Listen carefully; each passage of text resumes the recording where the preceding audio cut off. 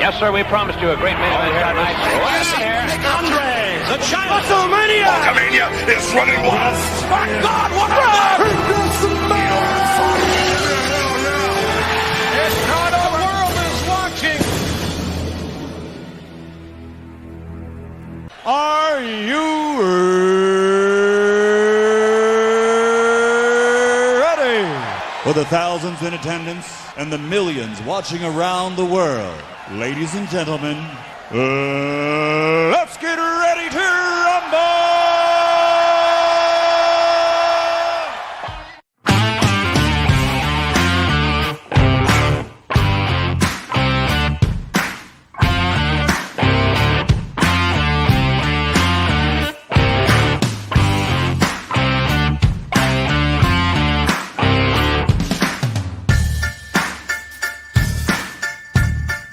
15, 30, 37, 38, 45, 47.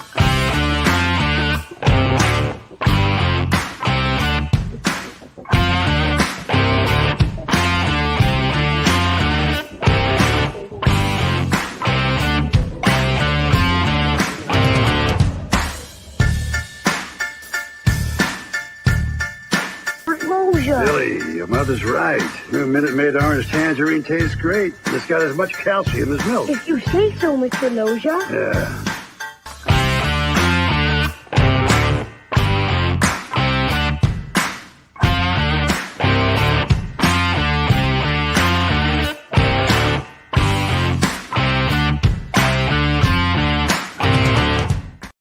Hello, it is I, it is he, it is me, P-double-D-E-Tep, cooing into Place to Be Reviews, right here with all of yous Wednesday night, live with all of yous. Hail my chat, how is everybody doing this evening, ladies and gents? We got Keely Chow, Brutal Morningwood, the best name on YouTube, Nano Reaper up in the house so far. Welcome, everybody. Let me introduce to you my co-host with the most, my brother from another mother. Ladies and gentlemen, put your hands together for Mr. Tony ToneDef of the Clown World Review. It's the world's wokest warrior, primitive-sided, toxic fanboy aligned with the like-minded Tony ToneDef, rocking with you. We're going in live. The Place to Be Reviews. What's up, everybody out there in the chat? Everyone on the panel, it's a pleasure as always. It's hump day. I'm ready to rock the rest of this week out. Looking forward to tonight. Looking forward to Friday. Make sure to be there and join us because it's going to be a fucking... Oops. Sorry, we got to wait 30 minutes before we guys now. It's going to be a blast. It's going to be a blast. Thank you, Tony. And we got our first super chat of the night, $9.99 from Tommy the Guinea Pig Collective, who happens to be on the panel tonight. He didn't have to do that, but thank you, brother. I appreciate it, my man. He says, "Congrats, ETEP." Thank you, sir. Thank you. Tommy's one of the harder working YouTubers I know out there too. And YouTube needs to stop screwing with his channel. Yes. Which has been going on for a while. But let me introduce the man right here. He's got the Hive Mind Guinea Pig Collective, ladies and gentlemen. Give it up for Tommy and his minions. Oh, you didn't know that guinea pigs could bark too, huh? It's something that we've been working on. We actually been getting the guinea pigs together, trying to teach them new tricks. Actually, I did see a video where there was a guinea pig that barked. It's pretty hilarious. But hey, you guys know me. You look in your fridge, you see all your lettuce and everything is gone. Just follow the trail of beans that the guinea pigs left right back to my channel, and you'll find me doing stupid shit. Usually calling out YouTube or posting guinea pig videos, talking about old toys and all the good stuff, and come in here and have fun with it. My boy, ETEP, Tony, and of course, Drew. Big Dick Drew. Oh, wait a minute. Did I say that out loud? My bad right there. What's going on, everybody in the chat? I see you all out there. What's going on? Keely Chow. What's going on, Parrot? What's up, y'all? How you doing? Make sure to share this shit out for ETEP. This is his first stream with the big monetized numbers on there, right? With the big super chats and everything? Second. We had it Monday night. I didn't think we were going to. Monday. Oh, yeah. Nice. I wasn't aware. No, it's all good, man. It's all good. Well, I was wrecked on Monday anyway, so. Yeah, Yeah, you said you weren't in any kind of shape Monday, and it's all good, man. I'm glad you made it tonight. And heal up quick, man. Heal up quick, bro. Working on it. Little tiny legs, they're easier to mend. Right. And that giggle in the background belongs to my man, my brother. That's right. The Supreme Heretic. Beware the Drew. That's right. Supreme Heretic here, aka Drew, aka the political guy, aka the Asian sensation. All right, listen, you guys know who I am. You guys know where I'm from. You guys also know that I do a little stream on Tuesday formerly called the Rogue Resistance, which will now, breaking news, be called the United Resistance, which my boy Brightest Day, shout out to him. We just finished the new intro for. So, hopefully we can drop that to you guys. But big thank you to ETEP and and also Tony for being around as well. But big thank you to ETEP for always being on the panel. Tommy as well for always being on the panel. Tony for participating sometimes on the panel, and also my boys Free Speech and Brightest Day. But yeah, Brightest Day and I were in the Formula Lab today cooking up the new intro, man. I'm excited about that, ready to go with the new branding. So Awesome. It's going to be dope.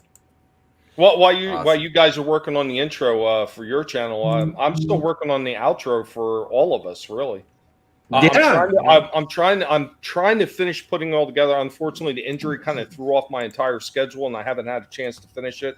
But I'm so close to getting it all done. I think I have something that everybody's going to enjoy, and even some of the newer people that I just pretty much got into the United Underground with us, like Tony and Brightest Day, that they're going to be included in this as well. Yep. I tried not to miss anybody. I just got to capture a few more things. There's a few elements that I'm trying to get in there to make it a little bit different, a little bit better than the average outro, at the same time while promoting all of our channels the way it should. Yeah, an outro should happen. Instead of us sitting there wasting time talking about, unless we got something special going on, it's so much easier to just play an outro, give everybody a taste of everything we're doing. Yeah, I dig that. But I'm eternally grateful to ETEP for inviting me on.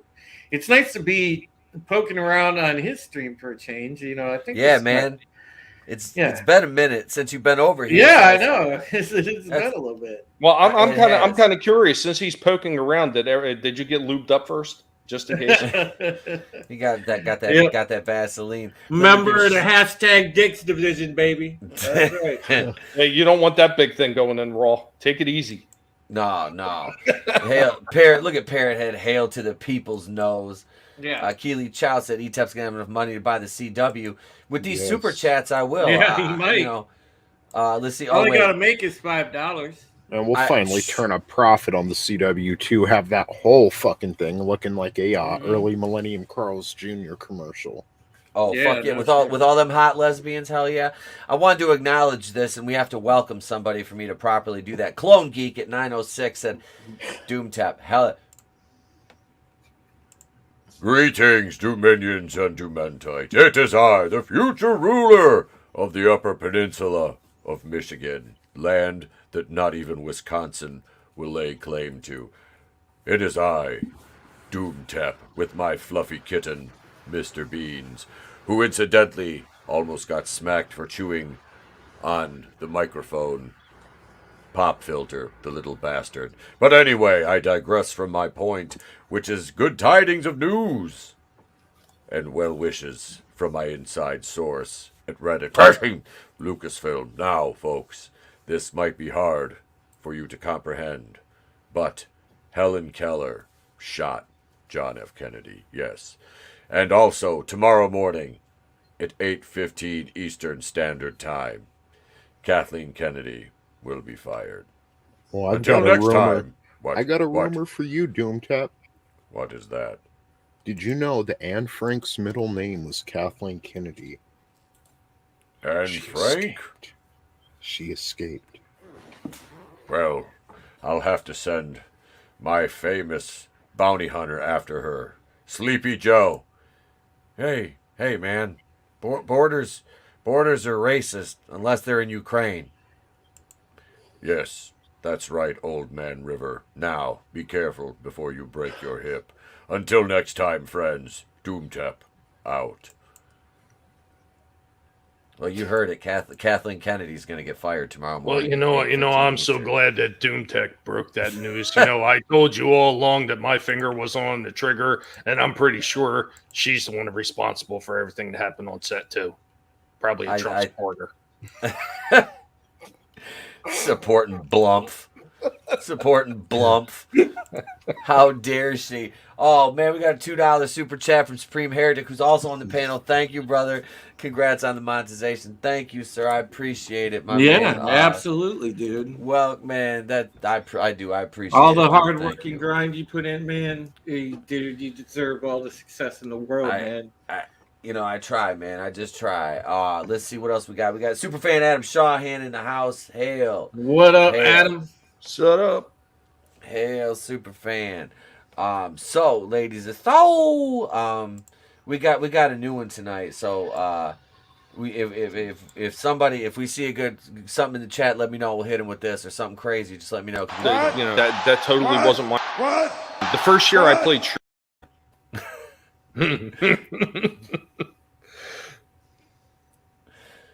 Nice.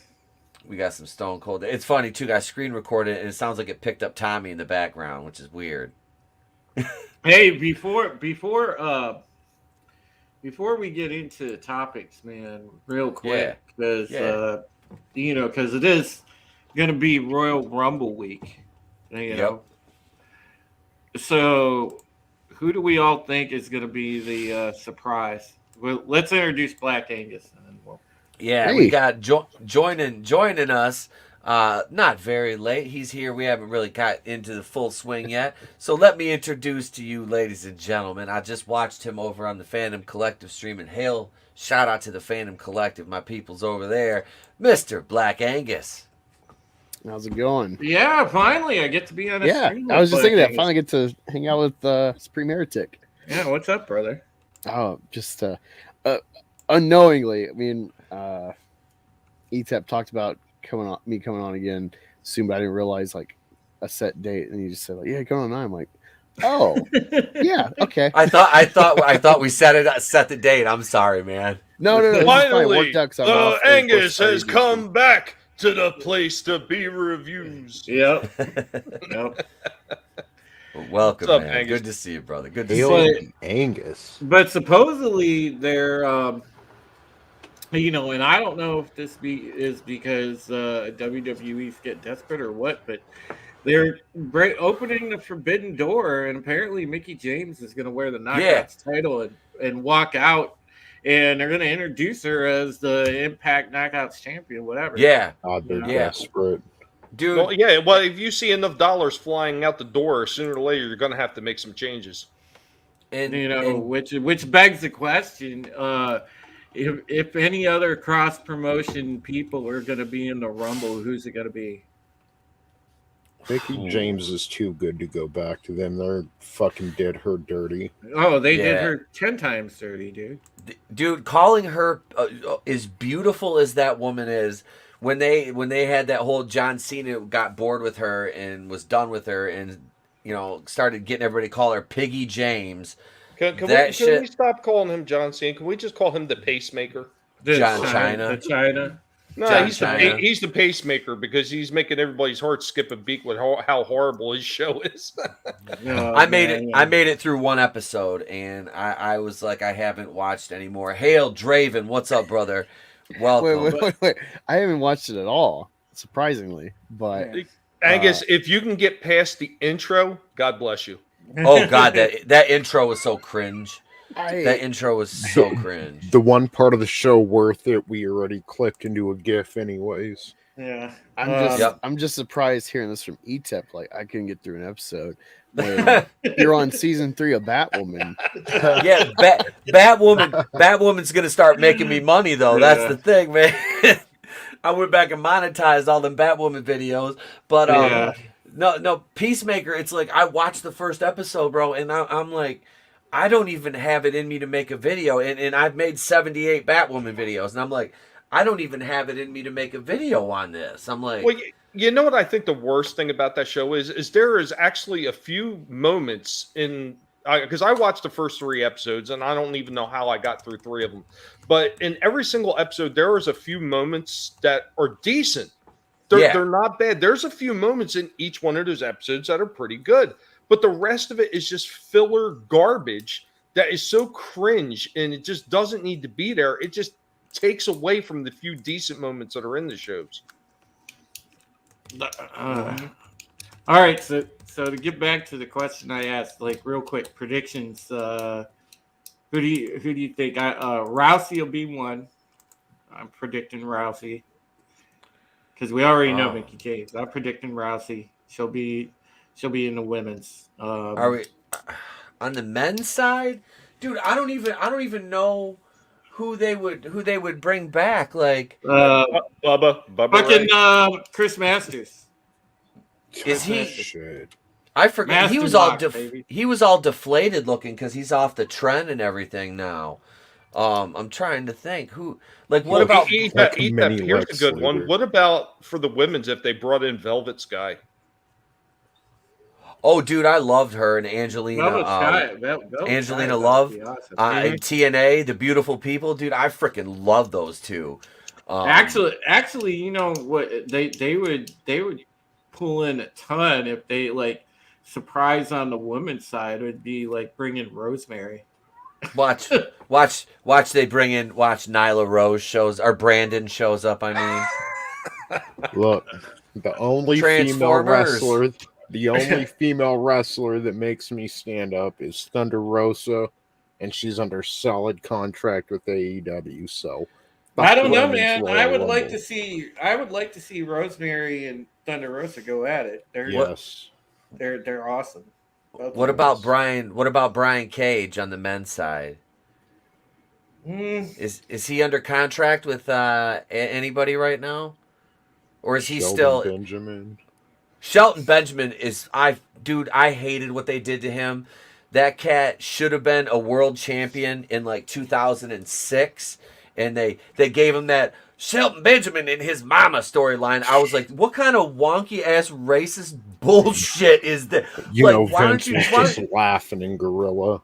Yeah, Vince is sitting back there in the gorilla position going, watch, I'm going to have him call her Mammy next time. Like, seriously, I was waiting for that shit. It was so fucking insulting for somebody as talented as him.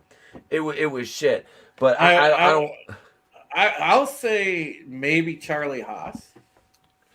Haas would be a good one because he's still in good shape because I think he trains. He just wrestled a match did he?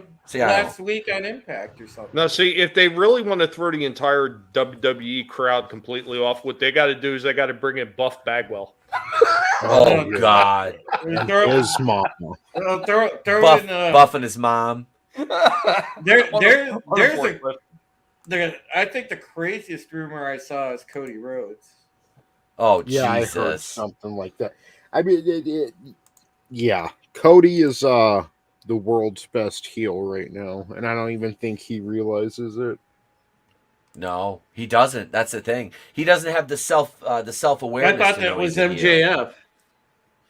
See, MJF is trying to be a heel. Cody is just a fucking unaware asshole. Well, here's one for you. What about bringing him back, even just for one night? What do you think about them trying to bring back RVD again? RVD, man, he's really looking his age now. Yeah, I was gonna say he can't. He can't do like they just Glenn pulled his music from Spotify. Old RVD. Yeah, dude, RVD, man, he's looking rough these days. The only thing that he's got going on for him is he's tapping Katie Forbes. That's it. Guys, the only thing that's going to save the Rumble at this point is Jon Favreau. No, Dave Filoni will help. Dave Filoni. He'll bring Ahsoka Tano into the Rumble. But I want to So I honestly think like it's gonna be somebody like minor. You know, I mean, I have a handful of guys that I used to work with that are wrestling in Impact right now, and I mean, I would love to see one of them get a shot up there. One of them's got the size for it. His name is Jake something. And the funny story is, before he was all like juiced out of his mind, I almost whipped his ass in a locker room back in like 2010. But he's a good fucking kid. He was just young and dumb. Strong as a fucking ox though. I watched him. You see him, guys, like he got on the ring post. He grabbed it and he held himself, like the ring post runs like this. He held himself straight out by his forearms, like in a straight, like a plank position off the fucking ring post. I'm like, holy shit, dude. Damn. Yeah. Dude was strong as hell. But didn't have sense enough coming out of the rain. I hope he's changed a little bit since then. But let's jump into we're gonna jump into our holy shit news here, and if we'll wait a minute, Angus. We got you. We got you, bud. Awesome. We got you. So we'll talk. Do they have for another minute? Do they have the balls to put Seth Rollins over and let him get a clean win over Roman? Oh Jesus! Would anybody want to watch anymore if Rollins went over? I think a lot of people. I think Rollins. I think Rollins should just be banned. Quite honestly, man. He's awful. Yeah, wait, but hang on. But a lot of people are pulling for Seth to beat him. I don't watch the my. Oh, go ahead, Tony. Go ahead. No. I was. Go ahead. No. I don't watch the product anymore. But my buddy just mentioned to me earlier that number one Ronda Rousey's coming back, which is just blah. But she's going to be main eventing one of the nights of WrestleMania again with Becky Lynch. Like, no, I'm sure. Yeah. I think that's the last time I watched WWE was the WrestleMania where her Charlotte Flair and Becky main evented, and that was such a shit show, and it was because of Ronda. Yeah, she that just like I haven't watched WWE in about like 6 years now, and shit like that is why. Like Ronda Rousey, she is such an awful person. She was such an awful person in the UFC. She fights with no honor, no respect for her opponents. And when Holly Holm kicked her face in, I couldn't be happier. I guess Becky Lynch legitimately hates her. Yeah, I wouldn't blame her. Like I can see that. She is such a bad professional wrestler. Like even when the crowd turned on her, she took it personal. Like not storyline. Like she took that shit personal and probably did another media round of wanting to commit suicide. But I just don't want to see that. You know, like if they're trying to get me back as a fan, that's the last thing in the world they need to do is bring Ronda Rousey back and put a spotlight on her. Like, what a waste of money. The other big title match, Bobby Lashley versus Brock Lesnar. Oof. I think Lesnar's going over. Who was it? Did they wrestle with the Trump McMahon hair match? Was that it? Lashley and Lesnar? No, that was Lashley and Umaga. Oh yeah, okay. Yeah. Or as William Regal says, you manga. I have to acknowledge Glenn Schroeder's comment. 90s Goldberg was a beast. I'll take shit for it, but it was a fun time. I'm just going with this one. It's a bold strategy, Cotton. Let's see if it pays off for him. Yeah. Oh shit. Hang on. Let me acknowledge the chat.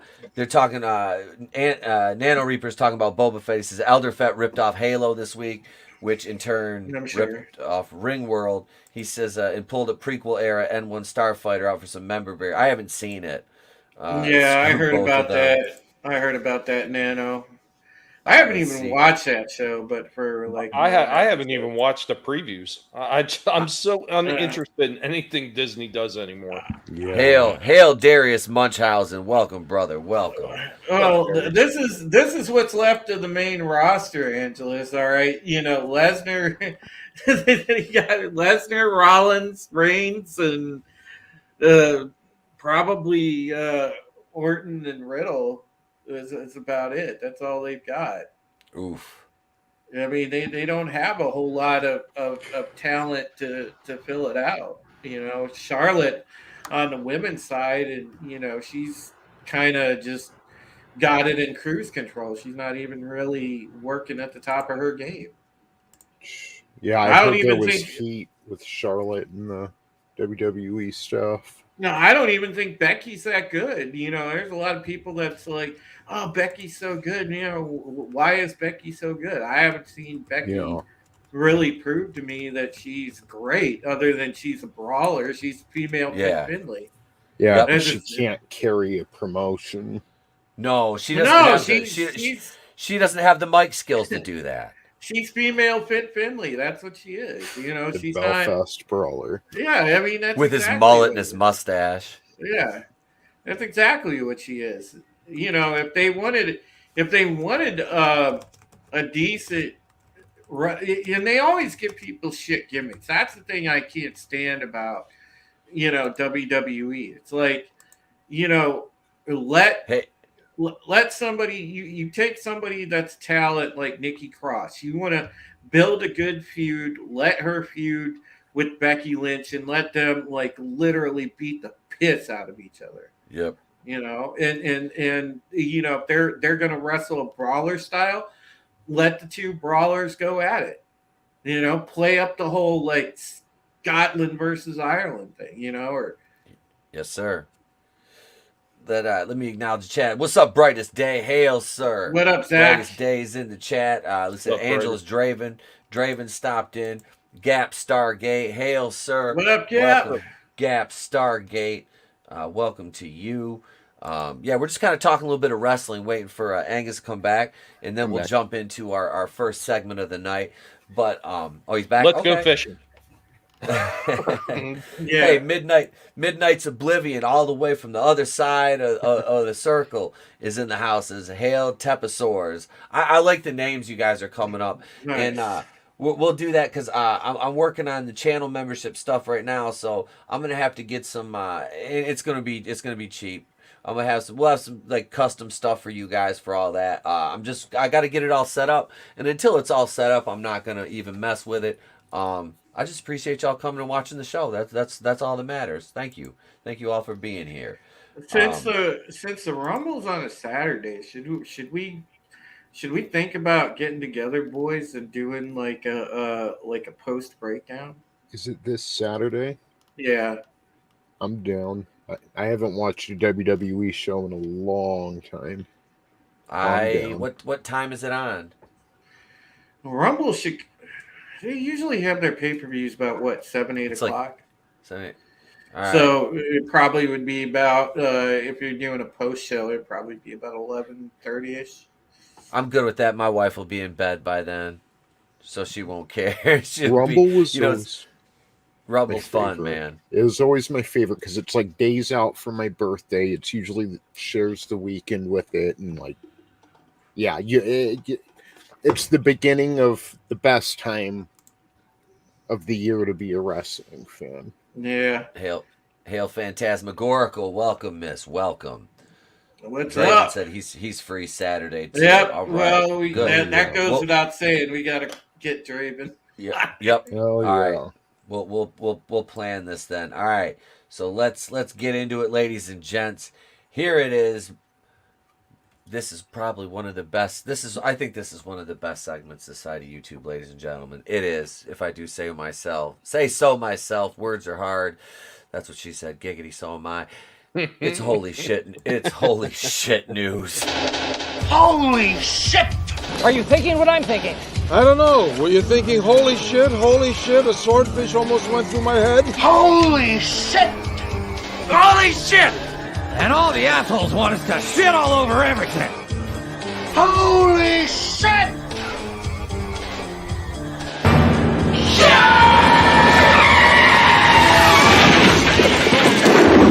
Where's the Tylenol?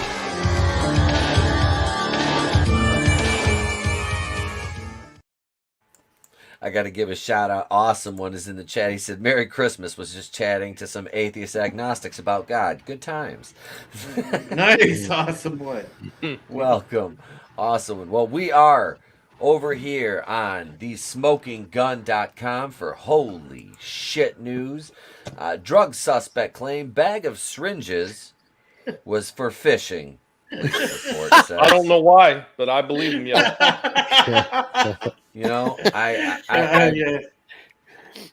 I think this guy looks trustworthy. You know. Hey, you know, honestly, I like to watch we call it nature stuff, and there's this bird that will like get bread to throw on the water to lure fish to the surface, then scoop it up. So, I mean, maybe he's offering the fish some crack or something.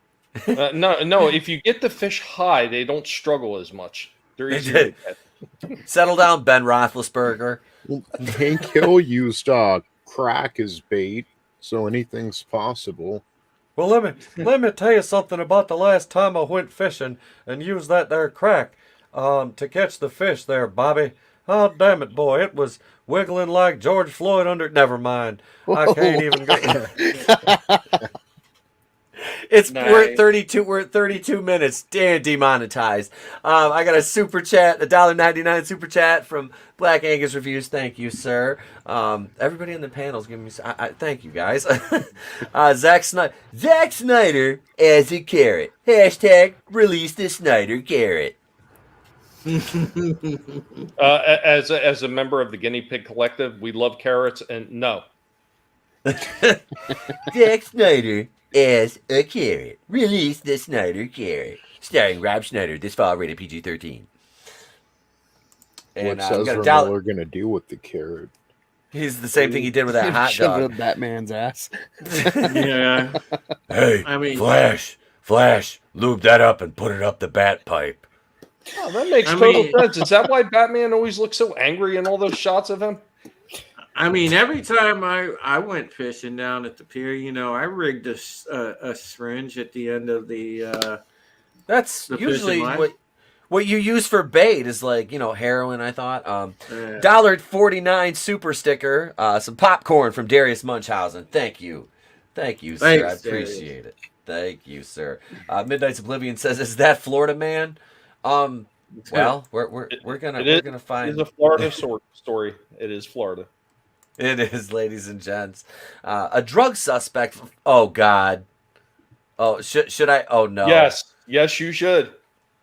All right, ladies and gentlemen. Hang on, let me get him. Hey, you back there, you. Can you read this segment? I don't know, baby. Are you sure, man? I got it. Let me introduce the guy that I like better than that MLK. He's here. Lock up your advanced auto parts, ladies and gentlemen. It's St. Floyd of fentanyl. Hi, baby. It's me. There will be no ad revenue this evening, ladies and gentlemen.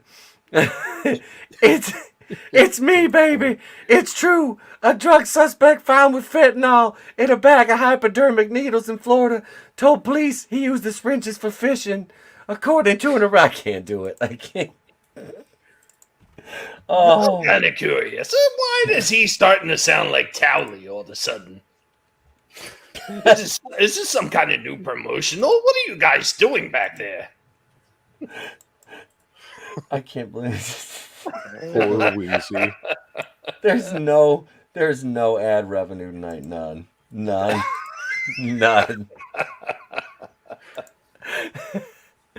But seriously, fentanyl in a bag of hypodermic needles. Police responding Saturday afternoon to a 911 call about a suspicious person encountered Eric Bennett on a Vero Beach Street. An officer described Bennett, seen above, as visibly intoxicated on an unknown substance. It was fentanyl. Asked about large bulges in his pockets, the pockets of his shorts, he was asked whether he was happy to see the man or not. And whether he possessed any weapons, Bennett replied, "That's what she said. No, I have hypodermic needles for fishing." Obviously. No, like I left the tackle box at home, so I just stuffed them in my fucking pockets. I don't know. I am not seeing anything wrong with this article so far. You got to remember, I live in Florida, so this is Sunday afternoon to me. This is normal. This is normal. If you saw Saw 2 and ever wondered how they got all those needles in the pit, well, this is where. Oh God, that fucked me up. Yeah, dude, that part, like, it hurt my soul. That is probably one of the worst scenes in the Saw series, and I've seen all of them. As far as like, oh God, oh, that hurts. Yeah, that was brutal. That was brutal. Gig, bitch. Oh. And it had to be Shawnee Smith too, and her fine ass. I know, right? I had a thing for her. Dude. That was her and Terry Farrell on Becker, the chick that was the bartender, because she was hot too. Yeah, bringing me back. Right. Well, I gotta go away again. Angus is muting his mic again. Hang on. Bennett also handed over a cigarette pack containing a baggie with fentanyl. I don't want to go to jail, baby, said Bennett, whose occupation is listed as, this is not a surprise, landscaping in court records. The Bureau, most of the people that work the landscaping jobs where I live are either 18 or they're like out of prison. I don't know if that's a thing or if it's just here, but it's my town, I think. The Vero Beach resident was arrested on a felony narcotics possession charge and booked into the county jail, where he is being held in lieu of $7,500 bond. Bennett, who's scheduled to be arraigned Friday, on February 25th, has prior convictions for grand theft, DUI, driving without a license, possession of drug paraphernalia, and probation violation. When arrested on January 22nd, Bennett was not carrying any fishing equipment, nor did he expound on his purported use of tiny spears to impale a big catch. What are they talking about? He pretty much told them that was his fishing equipment. I don't get that. That's a contradiction in terms right there. He already stated that that's what they were for. I believe him, yo. I think the guy's trustworthy. I think we should believe him. I really do.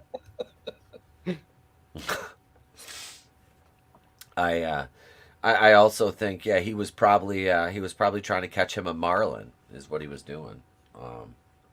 I don't know. This is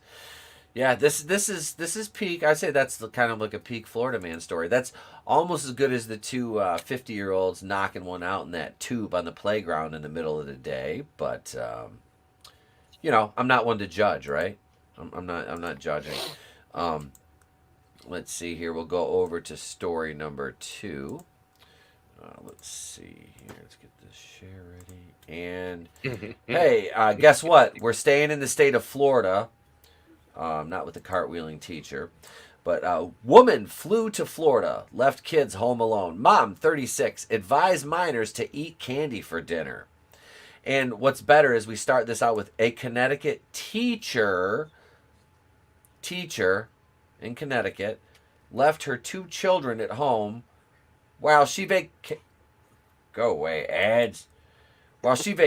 with her boyfriend in Florida, according to investigators who say the woman told the minors to stay out of sight in the residence's basement and just eat candy for dinner. That's right, kids. Carrie. Just sit in the basement. Just eat some candy. Everything will be fine. Don't worry about those pesky people knocking on the door. Just sit down there in the basement, in the cold, in the dark. We'll get back to you eventually. Hail, Mr. Grant Gregory. What's going on, brother? Welcome. Oh, God. You should get up with Lorena Creel. She has a Florida Man segment. Yep. Hail, Zacharod 315. Brutal morning, but hey, at a certain age, you got to strike while iron's hot. Yeah, right? Well, I sure hope that those children were left down that basement with some kind of electronic appliance. Otherwise, that's inhumane. I'm just hoping she's hot like Casey Anthony. Please be hot. No, dude, that's sad. Casey Anthony was hot too. Like I would still bang the shit out of Casey. I know. I'm not even gonna lie. After you case her joint for duct tape, make sure everything's gonna be all right. No, It's man, like, I would. it's like, hey, normally we don't encourage you to hook up with the female inmates, but Well, that's not the case here. Oh, hang on. Let's see. We didn't miss anybody else. Let me catch up with the chat. Clone Geek says she sounds like a great mother. Midnight's Oblivion. Maybe she's a sex ed teacher. Keely Chow. Was her boyfriend a student in the class? Good one. And probably. Brightest Day, $2 super chat from Brightest Day. He says, "Oh, sheets, I can super chat your ass now." Well, you don't have to super chat my ass, but you can just super chat me here, and I'll even play this for you. This is for Brightest Day's $2 super chat. This is what we probably will end up wanting to do to this teacher by the end of this article. Calm down now. Get back to your seat. I'll take care of this. Calm down. Calm down. Get a hold of yourself. Doctor, you want another phone? Or maybe that was me. That was me and Caroline Dries. Nefarious in the house. Thank God, a stream that isn't being ruined by bros. B Rose, yeah, don't worry. I'll save his stream tomorrow night. I'll be over on TSS with B Rose and Phoenix and the gang over there tomorrow evening at 9. So I'll save that one. I got you, Nefarious. I got you. You know what, ETEP? I'm kind of disappointed that you didn't finish playing the rest of that clip because it would have shown who the real gunman was the whole time, proving my innocence once again. We don't know who pulled the trigger. We just don't know. We don't know. Did you see that creepy ass Alec Baldwin video I had at the beginning of the thing I did yesterday? Oh, dude, no. It was one of his Instagram videos. It was him doing a deep fake. It was so fucking creepy. Oh my god. No. Nano Reaper, I gotta acknowledge this. He says bang Casey Anthony, but don't let her babysit. Yeah. Yep. Yeah. For real. Oh Jesus. Wait, hang on. Depends how much you love your kid. Right? if you just got it for tax purposes. Keely Chow says if I impregnate Casey Anthony, she might get an abortion. Oh. $10 super chat, Australian from Mr. Grant Gregory. Thank you, sir. I appreciate it, brother. Not sure if you had a $10 one yet, but congrats on getting monetized and keep the Batwoman coming. You inspired me to do a similar, but to Naomi. Nice. I'll have to check out your Naomi review. And thank you for the $10 super chat, sir. Yeah, Grant, you rock, man. Thank you. Yeah, dude, you're awesome. Thank you, brother. That is just stunning, bro. Naomi is just fucking stunning. Xerxes Casanova, that really super chaps my ass. It was the one-armed ma'am. Check it, blood bro was on. Didn't trip the houses laid, the bone home. Well, let's see the picture of this broad. All right, hang on one second. Nefarious says, but why are you helping? Just let it die, ETEP. They can't survive on their own. You can put a nerd on camera, but you can't make them funny. Nefarious is just crushing them dudes. The problem with Casey Anthony is she has 2 first names. Mr. Greg Gregory says, love you, Drew. He says, love you, Drew. Nope. Grant's the man. He's a good friend. Yep. Again, thank you for the $10 Australian super chat, Mr. Grant Gregory. Appreciate it, sir. Let's see. I gave Brightest Day he got a clip for his, so for $10, and he mentioned Batwoman, so why not give him this? The lesbian! And then we'll give him one of these. Scissor me timber. There you go. There you go. Nice. There you go, Mr. Grant Gregory. Thank you. We'll get some. We got to get some super chat bumpers put together. Tony, we'll do that'll be we'll have those ready for the shows next week.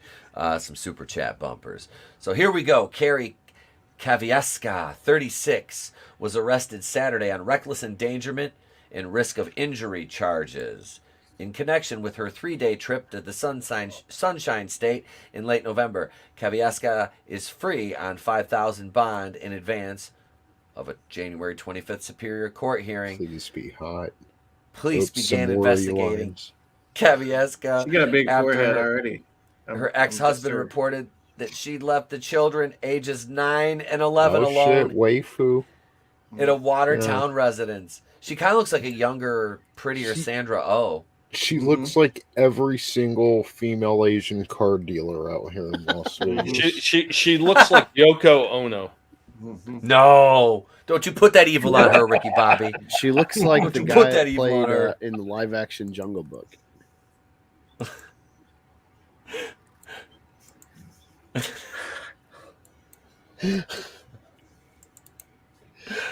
Oh. So this is why they drown their women, okay. Oh. Goddamn swamp rats. Goddamn. Joke's on you, I'm into that shit! This Seen it. This is a trailer park thing that she's doing. Like, Asians are above this. I'm sorry, but Right? yeah. I hold I don't know Asians if I'm to gonna a claim higher this shit. standard than white trash. Yeah. You're disgraceful I do. people. You know what? Ever since they were, taken in by the whites during the racial draft, everything about their culture has just started going downhill. Right. Because normally they're sitting back like You call white American person with a PhD in physics and math. I don't know. Right. Stupid American. Yeah. She was like in the 95th percentile or whatever, and they wouldn't let her into any good schools because, well, social justice, and this is what her life is resorted to now. So I hope you motherfuckers are proud of yourselves in the admissions office all across the country. They're white adjacent. White adjacent. Brutal Morningwood, is her name Ming No Way? George Floyd got her scholarship. Yes. I spent my scholarship on fentanyl, baby.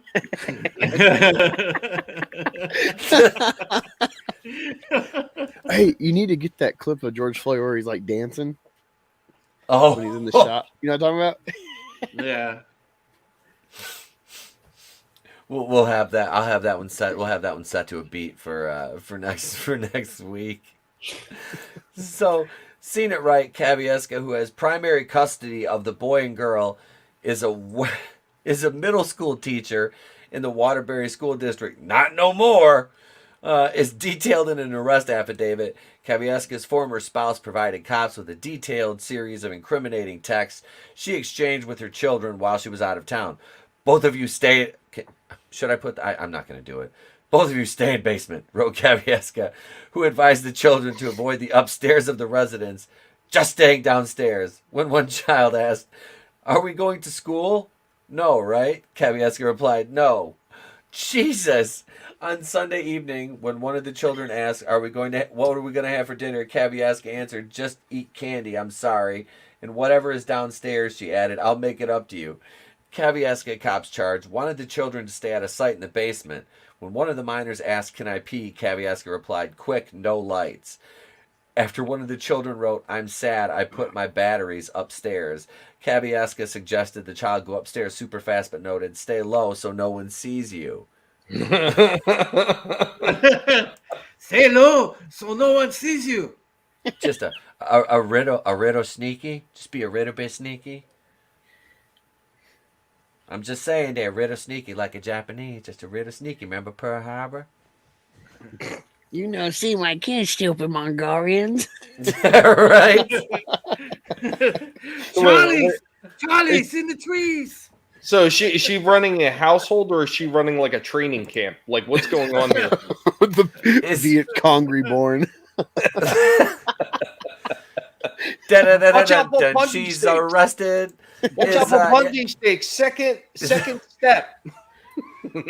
She comes over. No boom boom wah. Okay, all right. Okay, UGI or buku diki down. Me love you long time. Me sake $5 soldier boy. I just watched Full Metal Jacket the other day too. You know, my stepdad showed me that trying to discourage me joining the military. I'm like, now I really want to go. Dumbass. Right? Yeah, this will make you not want to go. You're like, no, you're wrong. You're wrong. Just like two whites don't make a wong. Let's see here. So, where are we at? When police last month confronted Kavyaska, she admitted to spending a weekend in Florida with her boyfriend, but claimed that her brother had stayed with the children, both juveniles. However, told cops they were left home unsupervised, one of the children saying that only their dog was with them. Well, I guess I know what they had for dinner when she came home. Mm-hmm. Thanks for ratting us out, Fido. Kavyaska's son told police that his mother left snacks to eat and that she ordered Uber Eats for the children several times. The boy recalled his mother advised not to go upstairs and to stay in the basement. Nice. So, apparently, things got rough for Sandra Oh after Grey's Anatomy. I mean, this is like a movie, you know? This is fucking what pussies kids are these days. Like, my mom never left me alone for a couple days and said, I eat candy. That would have been fucking dope. Fire up the Super Right. Nintendo and yeah. Yep. Mm-hmm. Yep, dude. These kids don't know how good they have it. I'll tell you what, the way this reads right now, it sounds a lot better in their remake that they were planning for Home Alone. This one reads a lot better. Yes. Right? No, don't let Disney do another Home Alone. They'll have the kid get vaccinated and trans surgery behind the parents' back. And like, I'm just saying, is there that big of a difference between fucking Cocoa Puffs and candy anyways? Like, all these people that give their fucking children sugar to start their day every day. Here's a fucking Pop-Tart. They're gonna read this and judge. But you know what? Fuck you. At least she keeps it real. At least she knows who she is, and you're just jealous that you didn't get to go to fucking Florida. So mask your fucking kid up, feed it a bowl full of fucking sugar, and send it to the pedophiles in the fucking public school system. Well, I mean, in all honesty, a lot of the way parents feed their children anyway has just become lazy. And that was one of the reasons that breakfast cereals became such a big thing, because they didn't want to sit there and they didn't want to cook breakfast anymore. They didn't want to do all that stuff because they just didn't want to be bothered. And a lot of the times it's a big excuse. Oh, well, I got a career now too. Oh my God, it doesn't take that long to sit there and just like cook some kind of breakfast that's actually healthy for a kid instead of throwing a bowl full of sugar in front of them. Dude, that's like that's like, I make Trey like eggs. I make him like an egg in the morning, or like he'll eat Cheerios. Like, he likes regular Cheerios or like Honey Nut Cheerios. I'm like, I'm all right with you eating those every now and then. Or he eats like fruit in the morning. You know what I mean? It's like, and you know, it's like, it doesn't take much. Like, we cook him dinner at night. He eats different than us because he's picky, and it's not worth a fight. So he gets his own separate meal cooked most of the time. But he eats steak, hamburger, and now he eats chicken. So I'm working on it. I'm getting him there. Yeah, my for breakfast. My father-in-law. What's that? I heard a pause while you're done. I was saying, most recent breakfast cook for my kids was they each got a couple scrambled eggs and some medium rare steak with Texas rub on it. Oh, nice. A little steak and my eggs. kids get it good. Hey, yeah, Hail Dragon Master 360. What's going on? What up, Dragon? He says Cheerios are amazing. Fight me. He's Russell Crowe. I'm Russell Crowe, and this is Fighting Around the World. Oh, look, there's some Puerto Ricans. I heard they really like to fight. I fucking love that. Does anybody else remember that? Please tell me somebody else remembers that South Park fucking. Oh yeah, when they wanted to see the Terrence and Phillip commercial. Yep. Hi, it's me tugboat, Tugger. Oh, Mr. Grant Gregory says, eats up.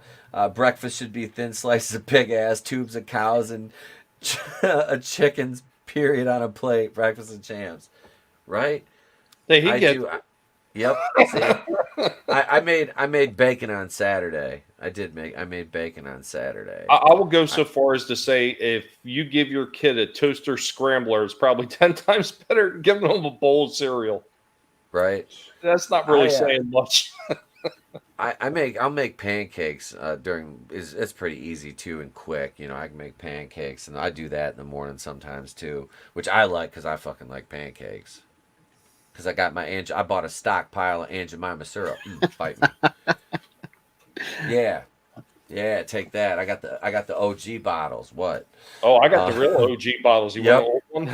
Now, when you run out, are you going to transfer new syrup into the old bottles? Yeah, the Pearl Miller goes in the Aunt Jemima bottle. What makes me laugh is that Aunt Jemima now is apparently so racist that you can't even have it written on your box. So you change it over to Pearl Milling. Sales obviously drop, and now there's a big yellow thing on the side of the Pearl Milling Company logo that says, same great taste as Aunt Jemima. Yeah. That's racist. Yep. Yeah, so ETEP is basically what you're telling us is you like to put the white into the black every morning for breakfast. Hey, you know, sometimes you got to go in raw. It happens. Hey, Tony.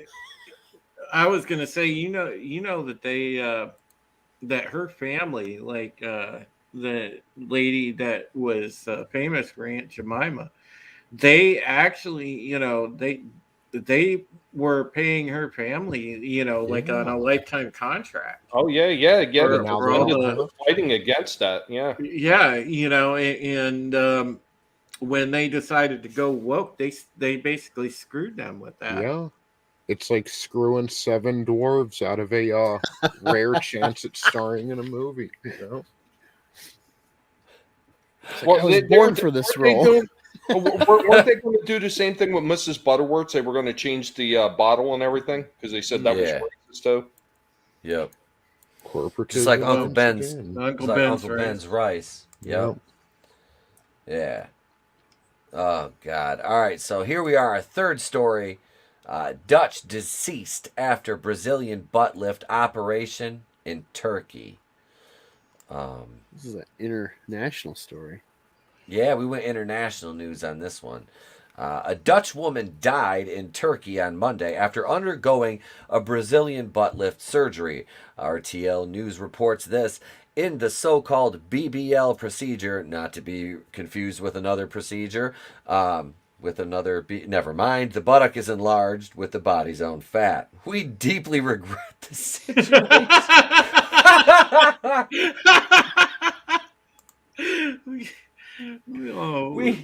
We deeply regret the situation. We deeply regret that you bled out from your ass wound that we induced. Sorry. They're like That's how Chadwick died. This is them. Deeply sorry. We're sorry. We're sorry. Sorry. Sorry.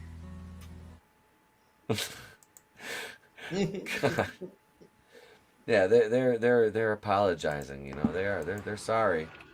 Another one lost to the beer bug. Yep. Wait, Darius says, anyone remember Uncle Jemima's malt liquor? Clone Geek, why the hell is Turkey doing a butt lift? Is a turkey doing a butt lift? Angela's Draven, what about Uncle Jemima's malt liquor? Draven and Darius said that at the same time. She said great minds think alike. Better that turkey died in a Dutch woman. Well, you got to go to Brazil to get a BBL, not Turkey, you fool, says Nano Reaper. That's what this white devil gets for appropriating the indigenous butt lift. See what happens when you try to cut corners? It was they didn't tell you in the story it was Iggy Azalea.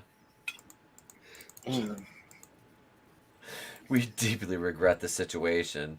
A spokesperson for Body Lab Istanbul told the channel, Istanbul, Constantinople, no, you can't get a butt lift in Istanbul anymore. The organization guides Dutch people who want to undergo cosmetic surgery in Turkey.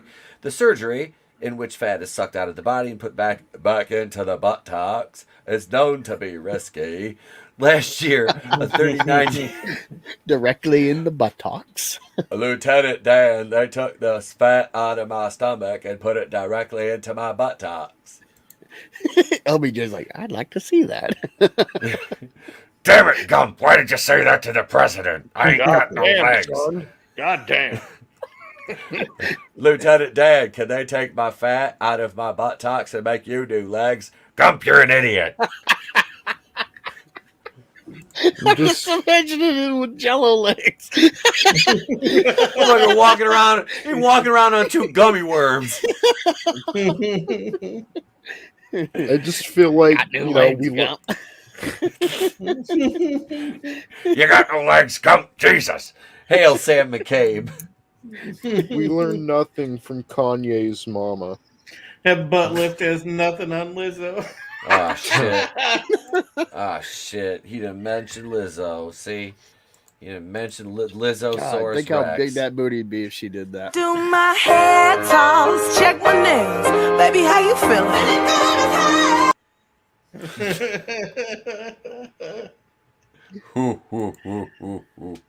John.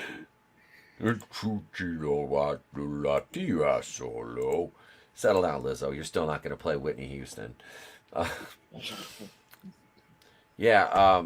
don't know, man. This the 39-year-old Dutch woman died of complications after undergoing the operation. The doctor who operated on the woman in Istanbul tells RTL that everything seemed to be in order during the operation. All indications, the heart rate, the breathing were okay. Then it went wrong. I mean, yeah. Who would have guessed this world-class Turkish healthcare? It was Dr. Hartman, wasn't it, from Family Guy? Oh, this doesn't look good. This doesn't look good at all. What's wrong? This picture my son drew. It doesn't look good at all. Like, you know, the next line is the one that's killing me in this article. He thinks about complications after the procedure. I think it was a complication that we were unable to calculate in advance. Did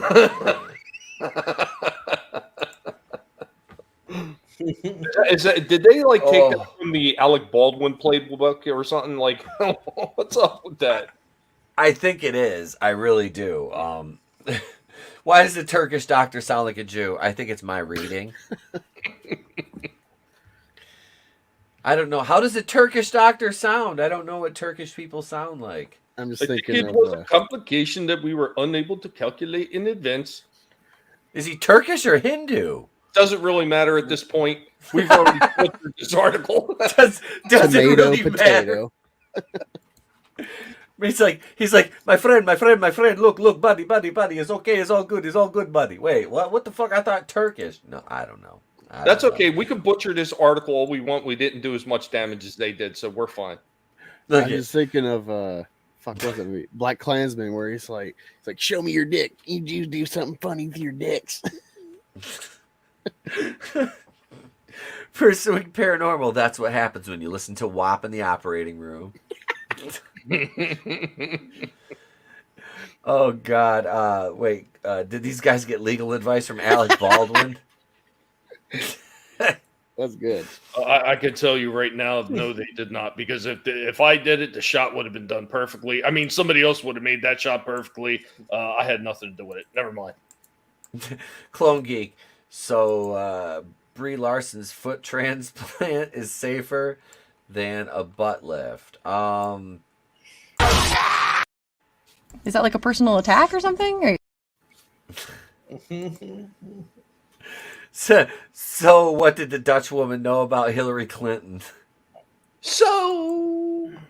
Oh God, you had to. Then he invokes grace. Here, what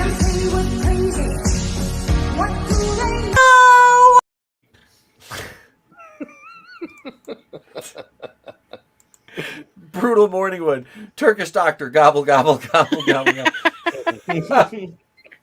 Wait, so easy. So the Turkish doctor's like, I don't. Oh Jesus! Going to Dragon pardon this Master jive turkey. That Dutch woman did not kill herself. So would it have been like disrespectful to maybe consider, she had all that work done anyway? So from the afterlife, is she saying, "You jive, turkey"? Do you suppose that they have an open casket for her with her ass up in the air? That's what I'm saying. Like, did the conversation happen? Like, maybe we should put her face down in the casket. Cue up the 2 Live crew. Face down, ass up. Yep. Man. Seriously, Put her in dude. Fucking tight yoga pants. And, it's what she would have wanted. Are they going to play Sir Mix-a-Lot too? Baby got back. Big booty hoes. Oh, help with it. Boom, boom. Little 2 Live crew. Wait, did they cremate the woman? Did they cremate the woman in a Dutch oven? Angel's Draven says, I'm a feet guy and I won't go near Breeze. No, Breeze got some nasty ass feet, dude. Like she has some nasty ass feet. You just gotta see in the right lighting. I'm sure Quentin Tarantino could that lady portray does those the right way. That lady does have some fucked up feet. She does, dude. Her feet are horrible. Like, I mean, yeah. Like, I don't even know if Tarantino touched them, bro. Maybe Rex Ryan, but not Quentin Tarantino. Oh man! I want to know who the person was that worked with her and got that shaved Sasquatch to actually be able to even do some kind of performance on screen. Whoever it was, they did amazing work. Right? Sam says, are you sure the Dutch woman died from complications, or did she die of throat disease she calls a language? That's what you call stuffing in Turkey. Oh. Turkish doctor named Zoidberg. That was Nano Reaper. Clone Geek says Grace Randolph did the surgery to take out the competition. Who would have thought that an afternoon of drugs and surgery could have gone so horribly wrong? Whatever he's trying to say. I love Zoidberg. You ever seen the skit of Will Ferrell as a doctor on SNL? And yeah, so like, where's her baby? He's like, right, yeah. So they delivered him, and then I went out with friends to the bar, and then he was right there, and then I lost him.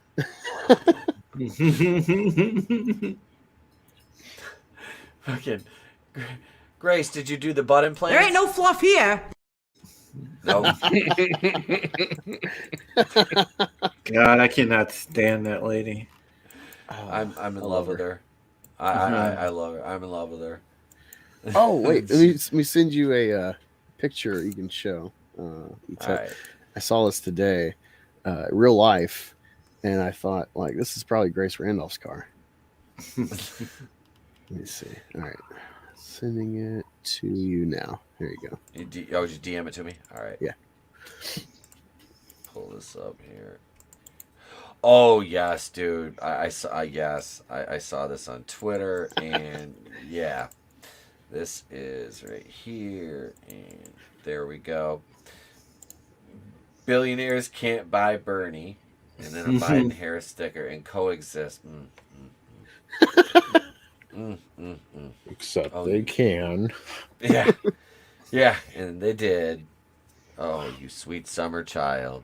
Nothing was more hilarious than watching Biden say, I'm not Bernie Sanders. And then they ask Sanders, well, what do you think about Biden's comment? Well, I ain't no Biden. Like really? Yeah. Is this the best you guys got? You know you want to say more than that. Just go. Do it. Stupid son of a bitch. my favorite are after he's done talking, anytime he goes and says anything, his handlers shrieking when the press tries to ask him questions off script. Thank you, gotta go, thank you, gotta go, gotta go, thank you, gotta go. And he just sits there and he's like, wait, he's hey, I see pretty colors. Look, I was flying my remote controlled plane and I fired a missile on this video Biden, game. it's time to go. Circle back. Hey, I fired a drone strike. There's wait, I gotta go back up here. Hang on. I want to see this. Keely Chow. If a cannibal were to eat her ass, will the person die from whatever killed this woman? Oh. Where's the swastika bumper sticker on that car? Rookie Critic, hail Rook for $5. A $5 super chat. He says, yes. You happy you can super chat me now. That's Rookie came at the right time. For a $5 super chat, you get 37 seconds of grace. Are we all ready for the well? Resolution drop, baby. Here we go. Well.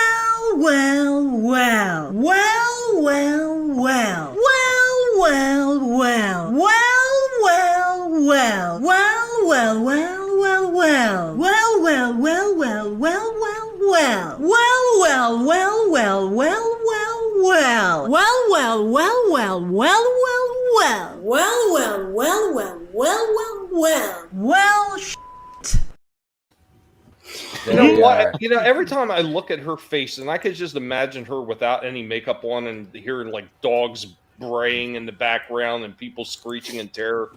I think if she ever shows up on your front door, you're going to wind up having that dramatic gopher look because she's going to be there without makeup. I'll be like, we're going to turn the lights off anyway, boo. Don't even worry about it. Dun, dun, I'm going to be like, hey, man, can I'm going to... Ooh, I smell V8. Wait, Pantene Pro. I got hairy legs. Get vaccinated. Damn it, Joe. Hail my sketchbook 340. What's up, brother? Welcome, sir. Nano Reaper, every time Bernie runs for president, he buys a new house. I am now asking for your support. I have 6 mortgages. Burn. Oh, shit. Rookie with another super chat. $2 from the Rookie Critic. That's my boy. Here is money. Rookie, let's see.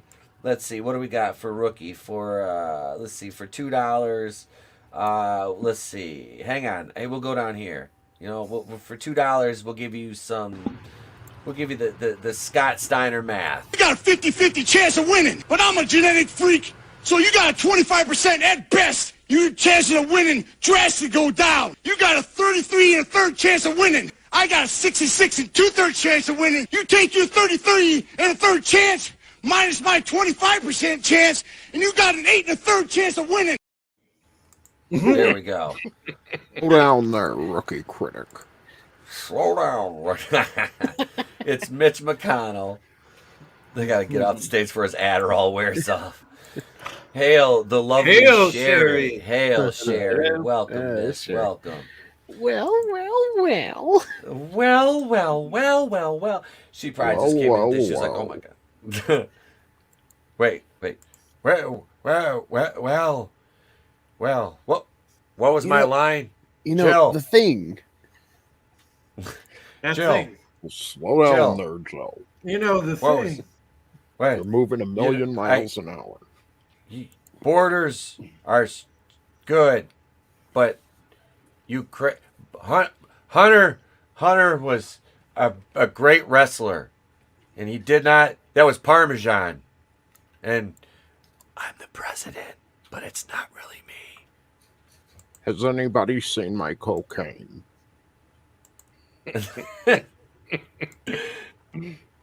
Oh, I'm at work. The dude training me is letting me run the dryer solo while he's in the back room blaring Beach Boys. What? What song? What song is he listening to? I wish they could all be commie boys. What was that? I wish they all could be California boys. California trends. I don't know, man, but I would seriously like. I was thinking about Katy Perry randomly. Yeah. Man, I would drop the D on that, dude. No lie. She's still hot. Hell yeah. Katy Perry's still hot. But you know what else is hot? These memes that Tony put together. And let's see here. We're going to play, which one am I going to hit here? I don't even know. We're going to play this one, though. And I'll get our first main topic queued up. Hey, Holy Shit News is only like an hour, just over an hour. Actually, it was like a half hour because we started like, probably 29 minutes in. So not bad. Not bad. That's got to be a new record for Holy Shit News, ladies and gentlemen. We'll be right back. Enjoy these memes. I don't know if me or Tony made these. If it sucks, it's probably mine. If it's good, it's Tony's. Oh, good. I think this one's Tony's.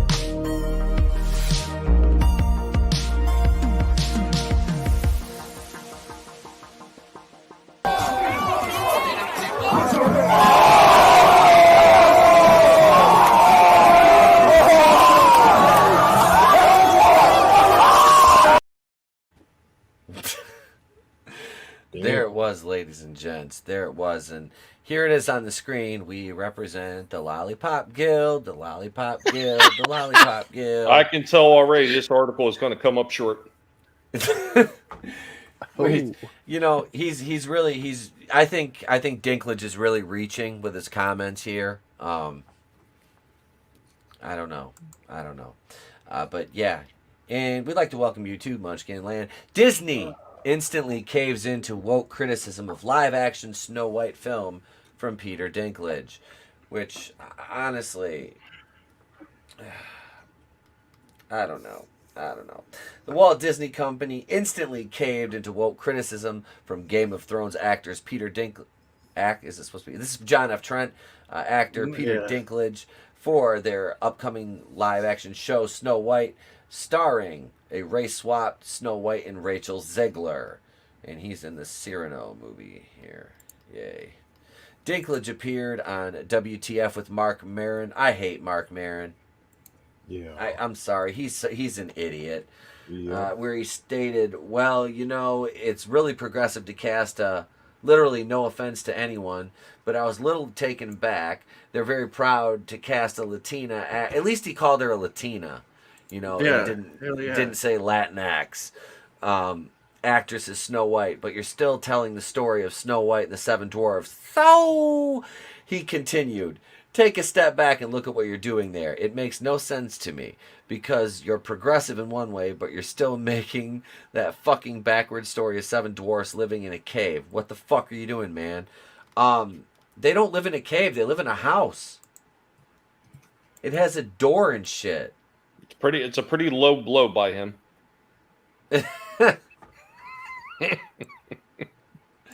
Oh God, here it is. This article is truly lacking stature. That's Nano Reaper. My sketchbook 340 Peter Dickless. Dragon Master Ass called this a woke on woke crime. Yeah, this pretty much is a woke on woke crime. My sketchbook 340 Mark Maron is an ass hat. Nano Reaper, don't worry, woke Twitter will cancel that later this week. Yeah, they will. So I don't know. What you guys take on this? Let's Tony, go ahead. I'll let you start, man.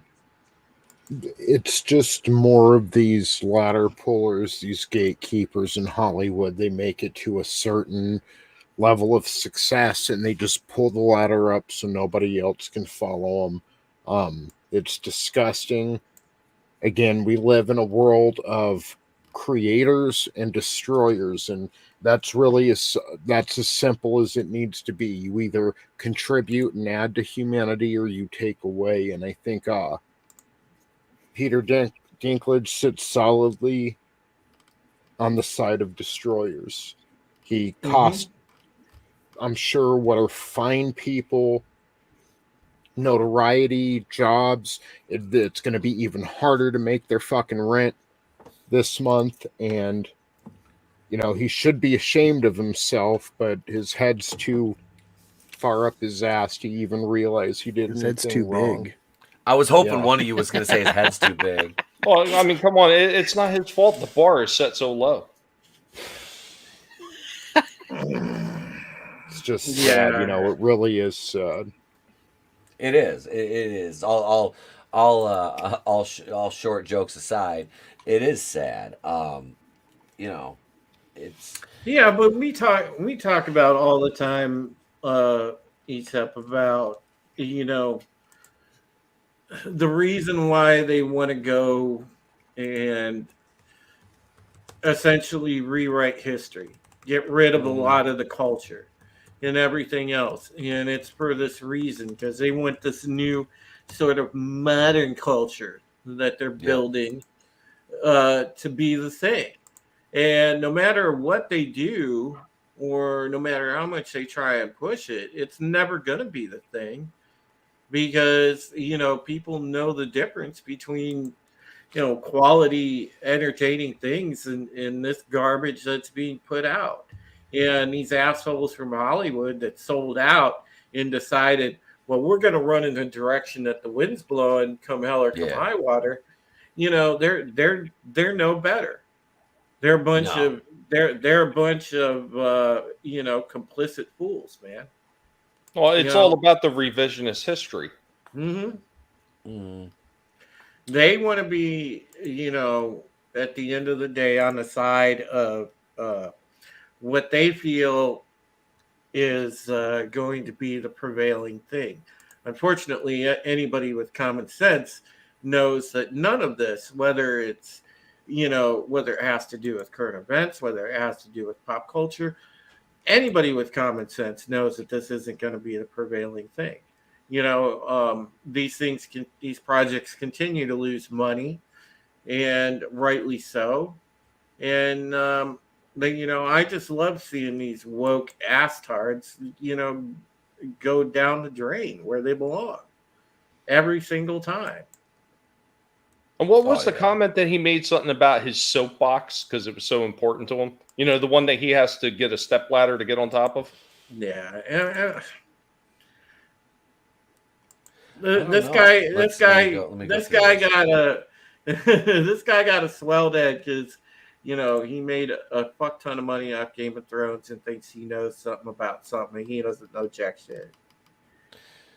Wow, let's see. Have I done nothing to advance the cause from my soapbox? I guess I'm not loud enough, he opined. He then concluded, I don't know what studio that is, but they were so proud of that. In all love and respect to the actress and to the people who thought they were doing the right thing, but I'm just like, what are you doing? Later in the podcast, Dinklage added, if you tell the story of Snow White and it's the most fucked up, cool, progressive spin on it, let's do it. All in, but I just don't know.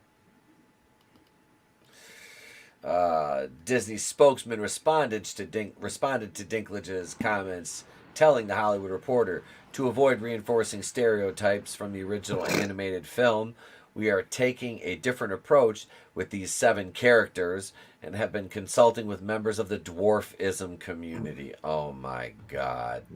I thought they got rid of that term. I thought it was little people. Man, what are they gonna do next? Cancel the fucking short people song? Man, I grew up listening to the fucking short people song. This is what the fuck I'm saying, man. These people are fucking tools. They are some of the worst people to ever walk this planet, and I mean that. Tony, I know you had to see this shit today when it came across Twitter and ETEP. I know you've seen this shit too. All you guys probably saw this shit.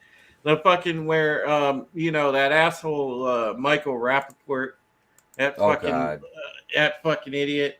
He saw somebody stealing shit out right straight in front of his face at CBS, and he's videoing the shit. And he's like, what the fuck just happened? It's like, motherfucker, how do you not know what the fuck just happened? This is what you supported. Yeah, this is the shit you support. Yep. There are repercussions to the fucking choices we make in life. And if you're too busy to notice, well, the rest of us have to live in it. I mean, that was the funniest fucking thing. Like, he's on this video saying, what the heck? This person just stole this shit right in front of me. What the fuck? And that's your state, bruh. That's what you wanted. I'm like, bro, what are you doing? That's what he wanted, man.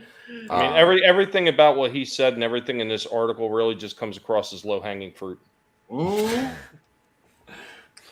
Nice, Tommy. Yeah, I mean, it's just.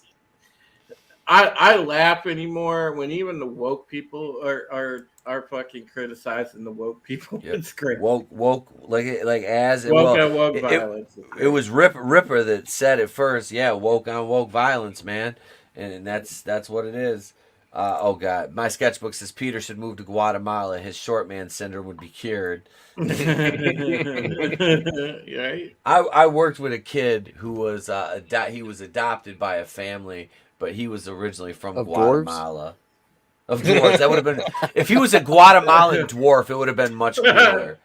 But he was just a regular Guatemalan. He kind of looked like who the hell was it we were talking about on the wrestling show last night? That it was Well, Guatemalans Shit. are fine. I mean, everybody needs gardeners, man. Next thing you know, Drew's gonna be like, "It's just like the Jews being accountants," and I'll be like, "You're right, Mazel Tov." You know, he got Nano Reaper says he got what he voted for. I don't feel sorry. He's just another pussy from New York. It's his steak. He better squirt some ketchup on it and eat that shit. That's right. That's right. Yep. Man, you know, it's so funny when you watch that video. I mean, you know, and I encourage you guys check that out. Like, look up Michael Rappaport on YouTube and check that shit out because it's just hilarious watching him bitch about it. And you just sit there laughing your ass off because you know this is the shit that he supports. And it's like, oh yeah, you just now figuring this shit out, bro. It's been going on. Like my buddy, he moved to San Francisco to be a part of this EMT program. And while he was doing it, he was managing a CVS pharmacy.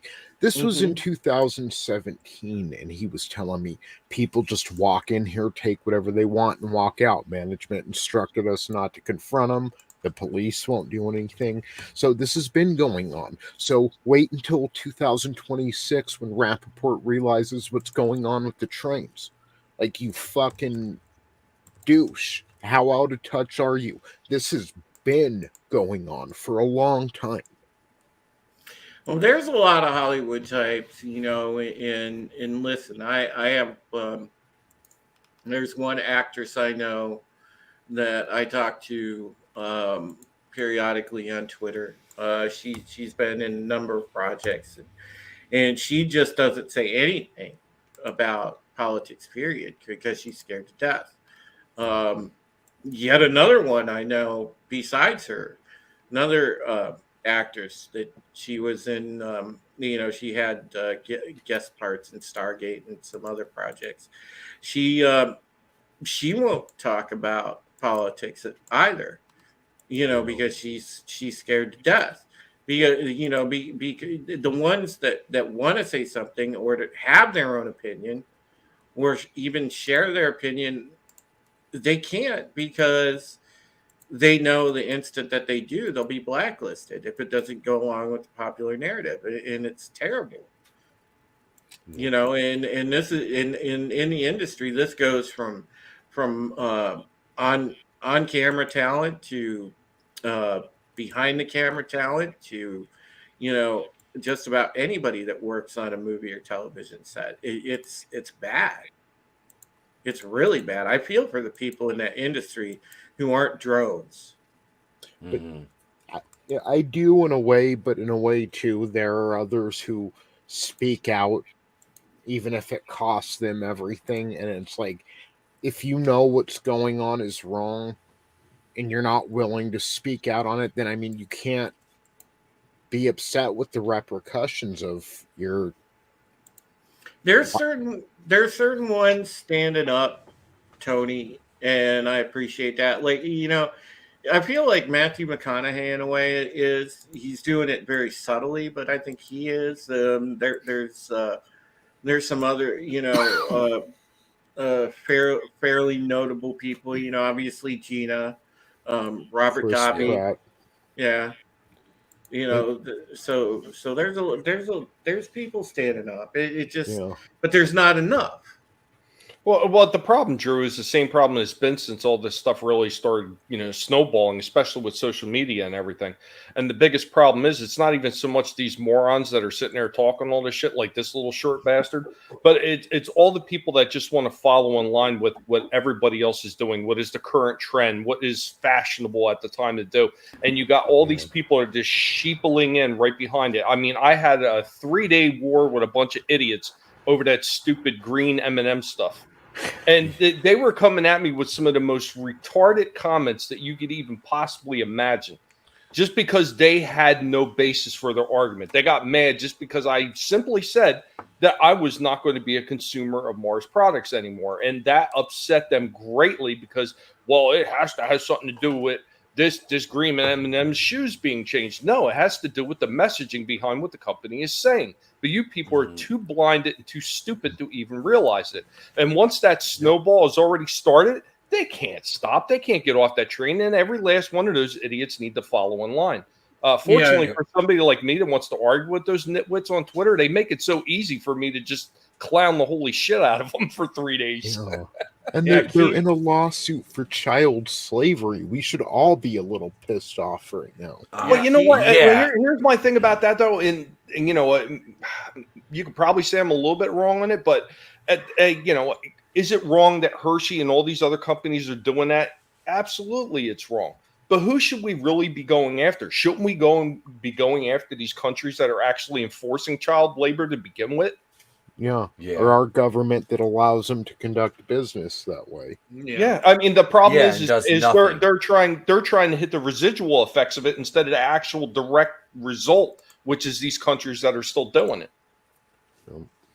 I think absolutely these companies should be punished for this shit, but they really need to go after the scumbags that are actually still doing this shit, and they won't. Speaking of scumbags, here we'll just take a look at this video because it's only 47 seconds. This is Michael Rappaport's video, which this guy's a fucking complete just idiot.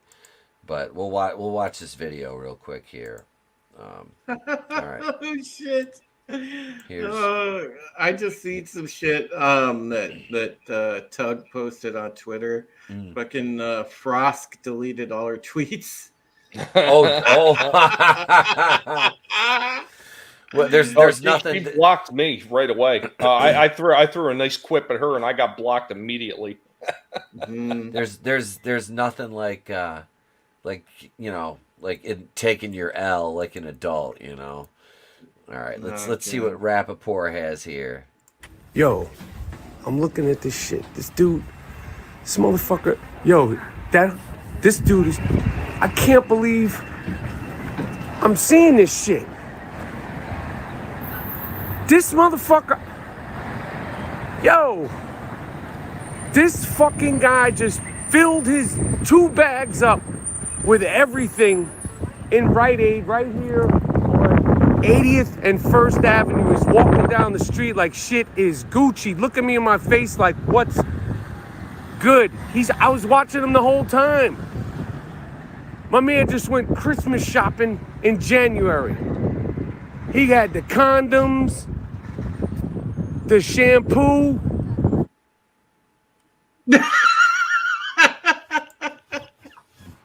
He's all shocked, like. Yeah, welcome to this. Welcome to the past 10 years. Welcome to the New York you wanted. That's what you wanted, bud. The new normal. You wanted. Yep. Y'all said it was okay for that to happen, so you know there it is. And who is he to come from a position of privilege? Yep, that's right. You know, I mean, shampoo. The guy was obviously taking the necessities. Mm-hmm. And the fucked up thing is that like I said, man, Rappaport is like the biggest, like insane, like fucking leftist. libtard. Yeah, he is huge, fucking insane libtard. He's fucking just insane. Yeah, my sketchbook said it too. That's what you voted for. And yeah, like California, like Gavin Newsom, afraid to call those train robbers like gangs. Well, I don't mean to say gangs. It's not a pejorative. Yes, it is. Don't be afraid to say it, you bitch, Newsom. Like, Jesus, dude. Real quick, ETEP. I want to hit on something Nano Reaper said. And I mean, I understand that too. Like they don't have functioning governments, but you know what? This country is gone after other countries and other governments for far less than what they've been doing. Yep. Oh, absolutely. They could if they really wanted to, but they choose not to. They want to turn a blind eye to it. No, and I need to go back because Rookie Critic. Let's see if it's still up here. I saw it. Let me see if I can scroll back. Rookie sent in another super chat. 1012. I'm right there. Here we go. He said, "Oh no, not Grace." Well, you know, Rookie, when you come here, you got to be ready for a heavy dose of grace, you know, because grace is always. Well, that's not the case here. What? Oh, don't be racist. Don't be racist. she always. Hello and welcome to this week's.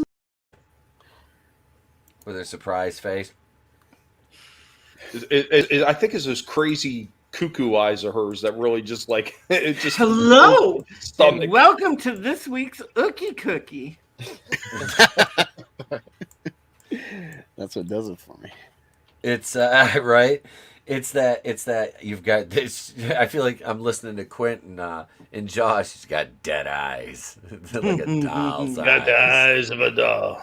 Yep. I used that in my video the other day about that video I did about Frost. That was like one of the clips I used in the intro. You know, you need to use that Dr. Loomis clip from Halloween. Evil has come to your little town, Sheriff. Here's Frost. Oh man. All right, let's see. We got some more memes, and then we're gonna jump into our second main topic. And I sent you a meme on Twitter. All right, I'll pull that up as soon as I come out of this break here because I need to step across the hall. So here we go. Here's one right here.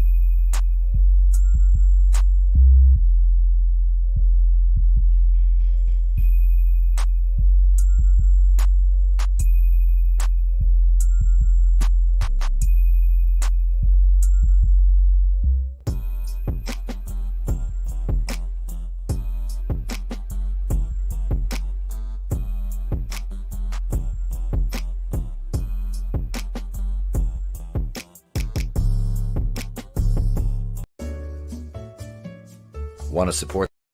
We're not going to play the Teespring ad. Screw it. We're not going to play. We'll get right into the article. There we go. All right. So here we are right here. Back on Bounding into Comics. This is from John F. Trent. Yep, my boss. After losing a big shout out to the guys who are Bounding into Comics. After losing a free speech lawsuit and ordered to pay attorney's fees, novelist Patrick S. Tomlinson calls Tucker Carlson a white supremacist and claims he's the real victim. Oof. Not a white supremacist. Not a leftist claiming to be a victim. Never. No, wow. I know. So surprising. This is this is hilarious. Brutal Morningwood, nice callback there to about 3 weeks ago when me and Final Death Star were doing that stream about the black-eyed kids. Yeah, that's exactly what she is. She's one of the black-eyed kids. Where the hell is Jay Ben? I haven't seen him in forever. He is he is taking care of family stuff. Okay. He's doing he's doing all right though. I've talked to him a few times here and there on the phone, so he's all right. Good. I meant to hit him up. I miss his I honestly I watched a lot of his videos in the morning. His I loved his UFO stuff, dude. That was we were doing the you had the stream on Sunday nights. The Sunday night stream pretty steady, and then he's had things going on, so he kind of put it on hold for a little while, and I'm anxiously awaiting its return. Right. Yeah, I was. Yeah, I was a guest on. So I got to talk about my freaking parents' house being haunted. So. Yeah. Yeah. Let's jump into this article though. Novelist Patrick Tomlinson took to Twitter to describe Tucker Carlson as a. Tucker Carlson has to have a bingo thing at home of like all the names he gets called on a regular basis. And Clone Geek is right. This guy looks like an actual white supremacist. Oh yeah, for sure. He looks like a doughy version of like one of the FBI guys that's in that, what is that, the Freedom Front? Patriot Front. The Patriot Front, yeah. The comedy troupe. those feds that are pretending to be like Oh my god, dude, that's such a comedy troupe. Oh, they're freaking It's Fed gay ops. It's gay psyops. What are you talking about? We're fabulous. From the team that brought you ISIS. Listen to this. He's filing a lawsuit against nearly 60 John Does, accusing them of defamation, invasion of privacy, intentional infliction of emotional distress, tortious interference, and civil conspiracy. This looks like a trustworthy face, doesn't it? Oh god, yeah. Ugh. Let's see. He accused Tucker Carlson, Jordan B. Peterson of being Yahtzees. He's forced to pay over $23K in attorney fees. This is great. He was ordered by Judge Ethan P. Schulman of the Superior Court of California in San Francisco to pay $23,739.25 in attorney fees and costs after a John Doe filed a complaint requesting the court quash Tomlinson's request for a subpoena to Cloudflare Inc. in regards to a lawsuit the science fiction writer had filed against 60 John Does in Milwaukee, Wisconsin. Jeez. Here it is. Looks like I really upset the bootlickers over at Bounding Into Comics by saying Tucker Carlson is a white supremacist. So I just wanted to say for the record, Tucker Carlson is a white supremacist. Fucking idiot. So stunning. Dude, so brave. For this guy to call anybody else a bootlicker, how can he? That's why he has to tweet, because he can't talk because his mouth is so full. Like, these people are absolutely ridiculous, and it's like, what? I don't know. Tomlinson continued, "Oh, and Bounding Into Comics, I couldn't help but notice you left out the part in your quote-unquote article where the people were trying to identify that impersonated me hundreds of times, doxed dozens of people around me, trespassed on and vandalized our property, swatted our home." In his subsequent tweet, he wrote, "Made fake reports to the police falsely accusing me of everything from arson to kidnapping and murder." What? Physically stalked me across multiple states, made numerous death threats and suicide demands towards me, and grape threats against my wife, threatened to kill our pets.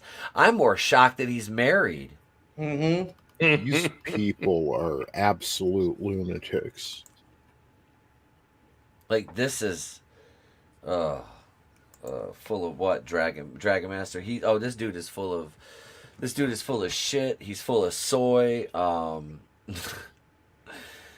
No, but these are type of idiots that we get coming out of the woodwork that like tweet at us, because they can't stand that we call out the industry and the people associated with it.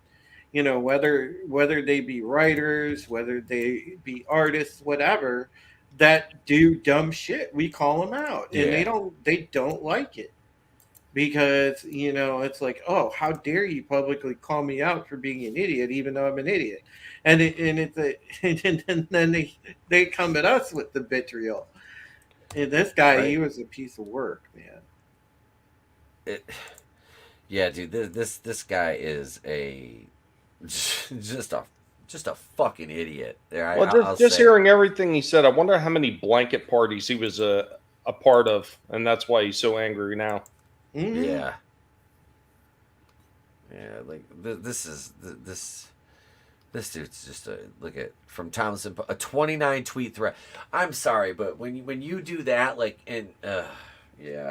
where he paints himself as a victim despite the court ruling against him in California, where he's ordered to pay attorney fees. Yeah, thread time Threadsies. Can I say that number one, I think celebrity status desperately misses that element of mysteriousness and intrigue. When all you really got of your celebrities is what you saw on camera or the poster you had above your bed. But these like threadsies here, this is like the stuff they used to say to their personal assistant who knew they were a shit human being, you know? Yep. Now they let it all go on Twitter. It's just, you know, bring intrigue back to celebrityhood, please. I don't want to know what fucking Chris Evans thinks about our current political climate. I don't want to know. Yeah. Yep. Just be quiet and play pretend.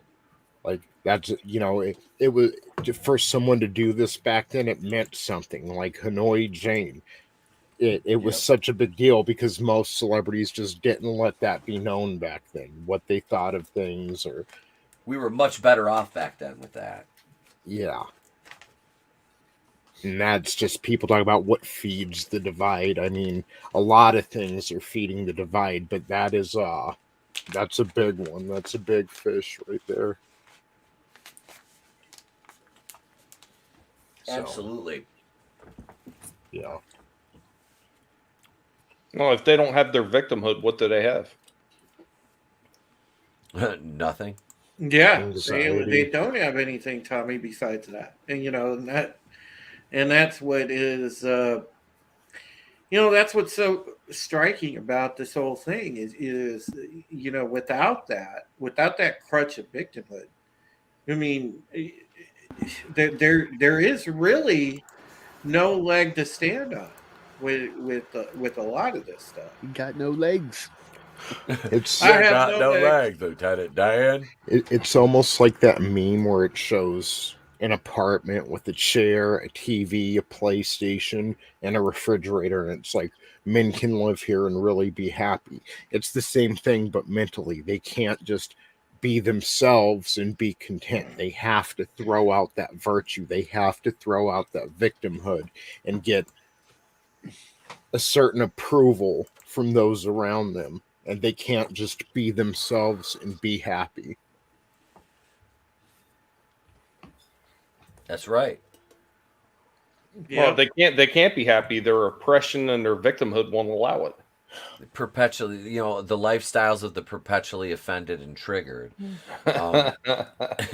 Dragon Master says, not do what this guy does, which is right. Eat, attack a few peeps on Twitter, then sleep, wake up, rinse and repeat. I'm kind of joking here, just having a little bit of fun with this. Absolutely, brother. Absolutely. No, but really, that's 100% fact. And like I said, like the M&M feed for 3 freaking days, it was the same people saying the same things over and over and over. They have nothing. They have absolutely. They don't even have any creativity to be witty. And, you know, I was told a long time ago to never get into a battle of wits with an unarmed person. And there I was on Twitter doing it anyway. You know what? And I've said that to people on Twitter that want to argue with me. And on Facebook, too. It's like, they try to go at me, and I'm like, you messed up because you came to a battle of wits unarmed. Like, you brought no weapons at all to this, did you? Like, you sweet summer child. Yeah, this guy is insane. And the fact that he's being ordered, I mean, look at this. Over the course of the past 3 years, members of this group of terrorists have used phones and fax to harass local businesses I frequent with obscene calls and porn images. They sent fraudulent food orders to my home almost daily. Oh my God, that's a fucking prank. What is wrong with this guy?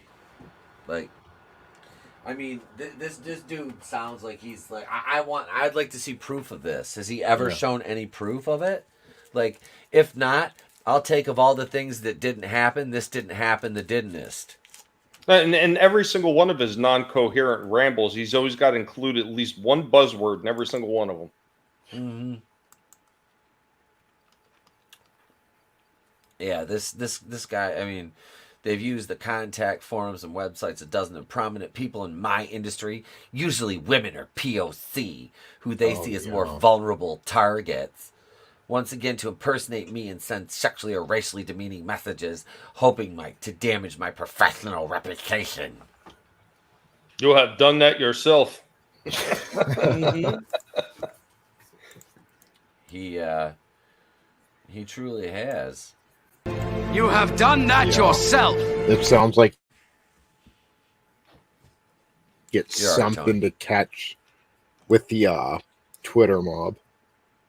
You know, he's throwing out the bait, hoping they bite something in there. You know. Yep. Clone Geek's right. Who the hell cares to dox some no-name writer? Yeah. Just looked up his book. It says Nano Reapers. Plot synopsis is dirt and boring. It's like, I'm going to steal the plot for Hunt for Red October and set it in space. Wow. Yeah. Yeah. Who's his space Sean Connery, I wonder? Better be careful, Nano Reaper, because apparently criticizing this guy is racist.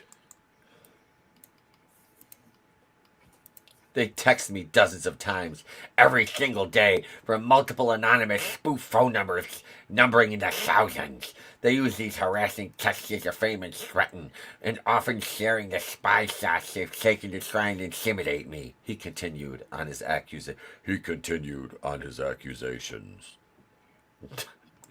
Oh my God, this is a fucking joke. Like, I would love. I'd love to be a fly on the wall when him and Chuck Wendig go at it over who's more oppressed. Chuck Wendig. And what's the other one? Donnie Cates. No, Donnie Cates too. That Peckerwood. Donnie Cates blocked me on Twitter, and I didn't even know he. I never had any contact with him whatsoever. It must have been a blockchain. Mm-hmm. A lot of these people are chain blockers, dude. That's what they do. They just sit there and you'll be blocked. I'm blocked from so many of these woke tards I've never even interacted with.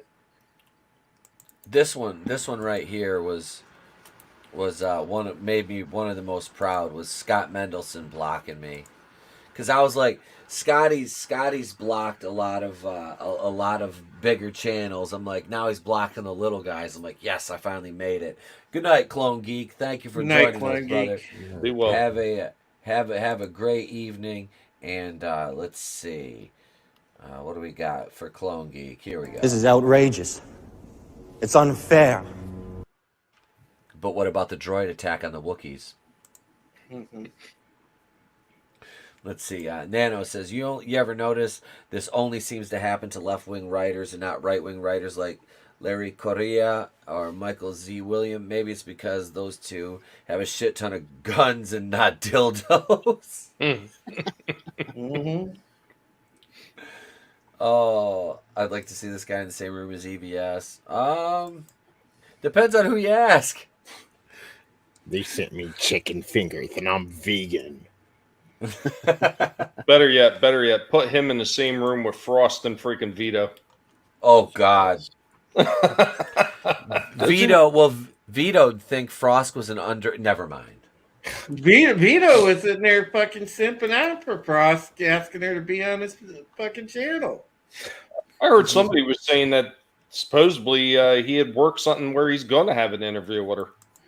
That's fine. I know why Vito's doing it, because again, he's willing to do anything for fucking clicks, you know. But he's God, man, that guy is a fucking, like, he's a leftist clown show too. Vito is, yep. You know, he's an idiot, and we've gone rounds with him before on Twitter too. You know, the entire bounding team has, you know, because Vito, for whatever reason, likes to pick with us all the time. Like when we write a story, he's done it on mine, he's done it on Spencer's, he's done it on John's, he's done it on everybody. And, you know, I just absolutely, anytime, like, you know, the other guys don't engage with him that much. But I engage Vito back, and I just tell him, like, you know, what an idiot he is. I'm like, dude, it's like you have an audience of fucking like Pokemon Go and Roblox kids. Fucking step off, dude. Fuck out of here. Oh, piece of shit. Have a good night, Gap Stargate. See you, Gap Stargate. Later, Gap. Thank you. Thank you for joining us, Gap. We appreciate you being here. Here's a meme Angus sent me right here. This is good stuff. This candy needs at least 3 more genders.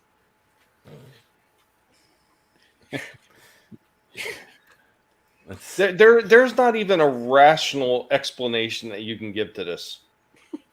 It's just so ridiculous what they did with their inclusivity and diversity. Mm-hmm.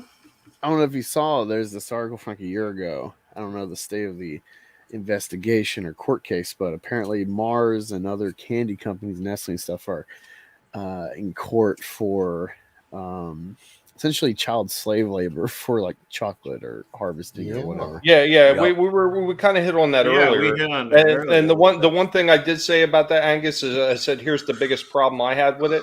Why these companies should be punished? They should be going after the people that are actually doing the slave labor, because it's all about the harvest of the cocoa beans. That's where it's all originating from. And where do they grow cocoa beans? Mm-hmm.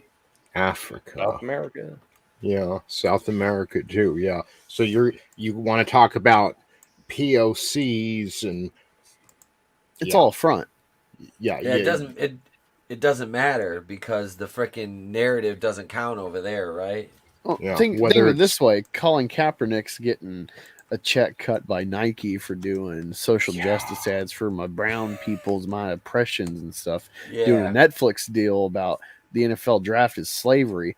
Oh, and yeah, he's getting that check from Nike, who, you know, anytime the workforce in their fucking sweatshops tries to unionize for better pay, better conditions, they close up shop, move down the corner, start a new one. Yeah. Yep.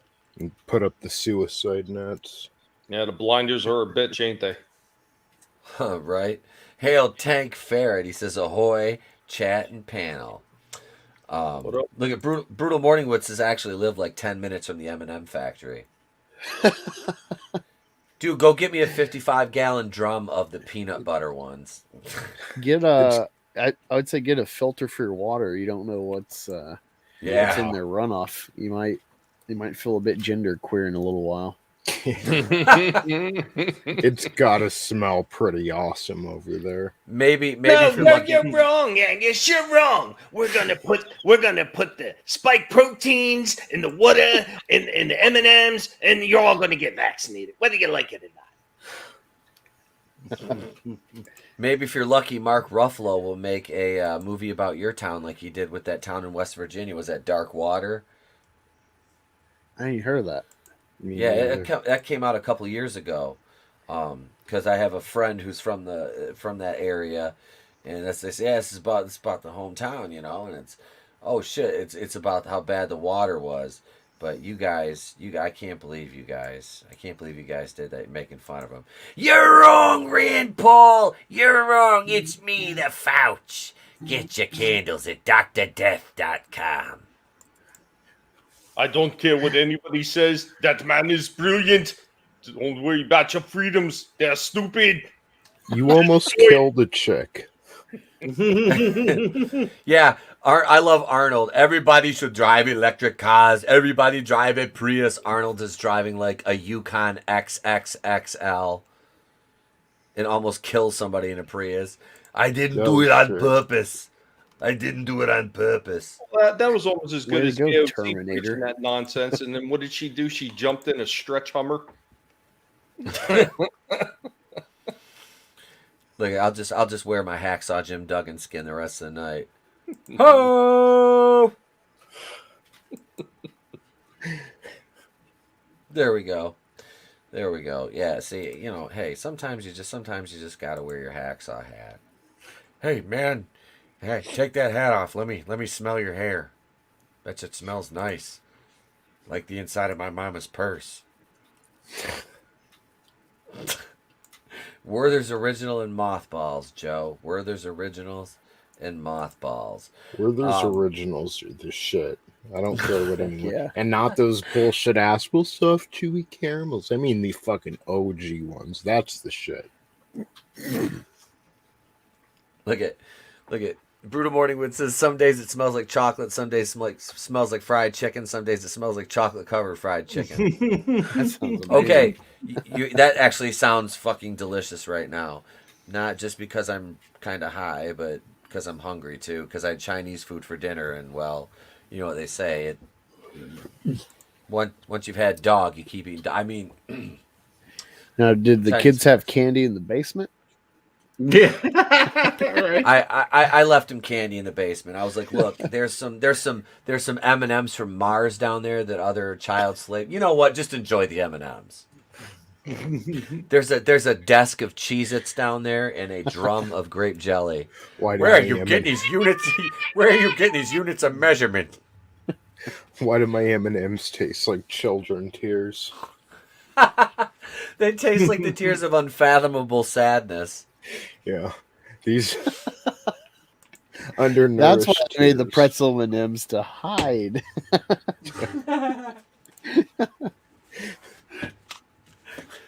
Like shit, this batch is ruined with all our child labor tears. Yeah, child slavery's never tasted so delicious. Jesus, and demonetized. Those were Jeff Epstein's favorite. Right, remember, they're not tears; they're droplets of love. The droplets! Careful! Get the droplets! You gotta wear 8 masks. No, you don't. Never mind. Never mind. Oh, God. So we are going to do our second edition of the pop culture quiz. And the rules are, what we're going to do is, we're eventually going to turn this into a game where our panel will be playing on behalf of someone in the chat that we'll select during the stream. Now, the winner will be will eventually be receiving like a swag package from us here at the channel, just a way of saying thank you. So we're just kind of going to go through a few. We got 5. Will I get the fancy ETEP Wakui and nail clippers? You just might. We have the toe socks. That's from the Quentin Tarantino collection. I thought you were going to say from the Brie Larson collection. We have the used toothbrush. Toothbrush from Target. The Brie Larson foot fungus socks. We had Nick sent that because she's married to Nick from World Class, so Nick just picked him out of the hamper with a pair of tongs and put him in a hazmat bag for us, and so we're gonna sell those to somebody. Brie Larson comfy socks. You can wear them on your feet, or you could put them over your car.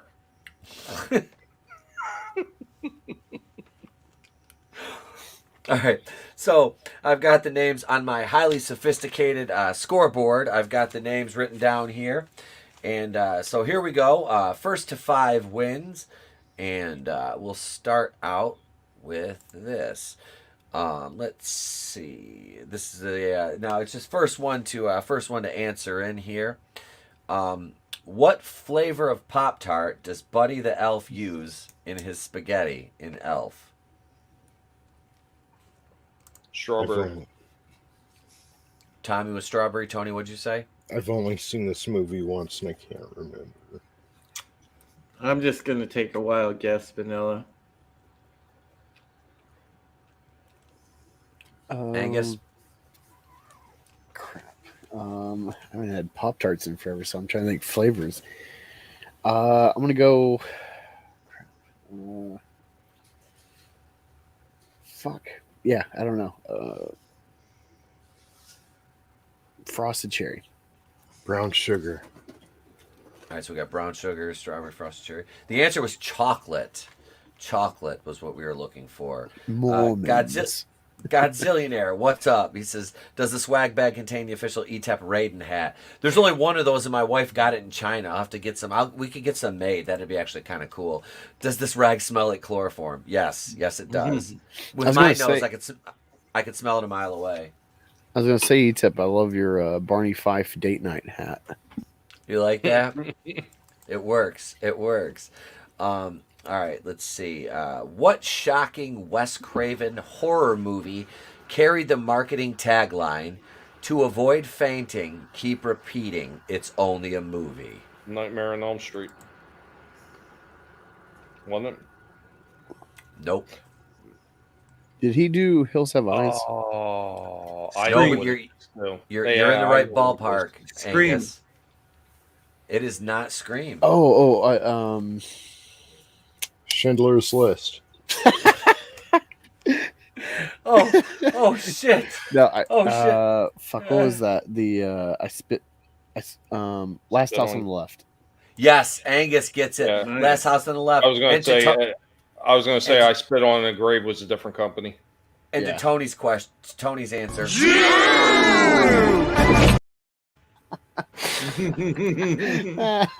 Hey, I got a better Jew clip for you, dude. Let me send it to you.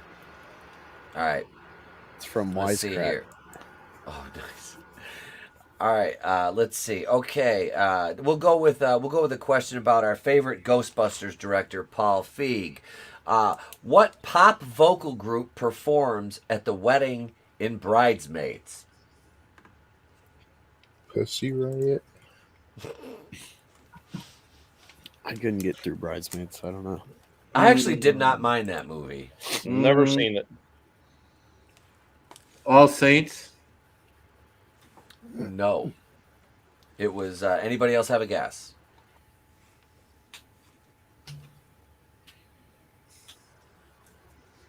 Anybody in the chat? L7. Brutal. I'm gonna get kazoos. And they're gonna go in the swag. We're gonna get Place to Be Reviews kazoos. Because what's the Place to Be Reviews without the kazoos? No, the answer is not Josie and the Pussycats, Nano.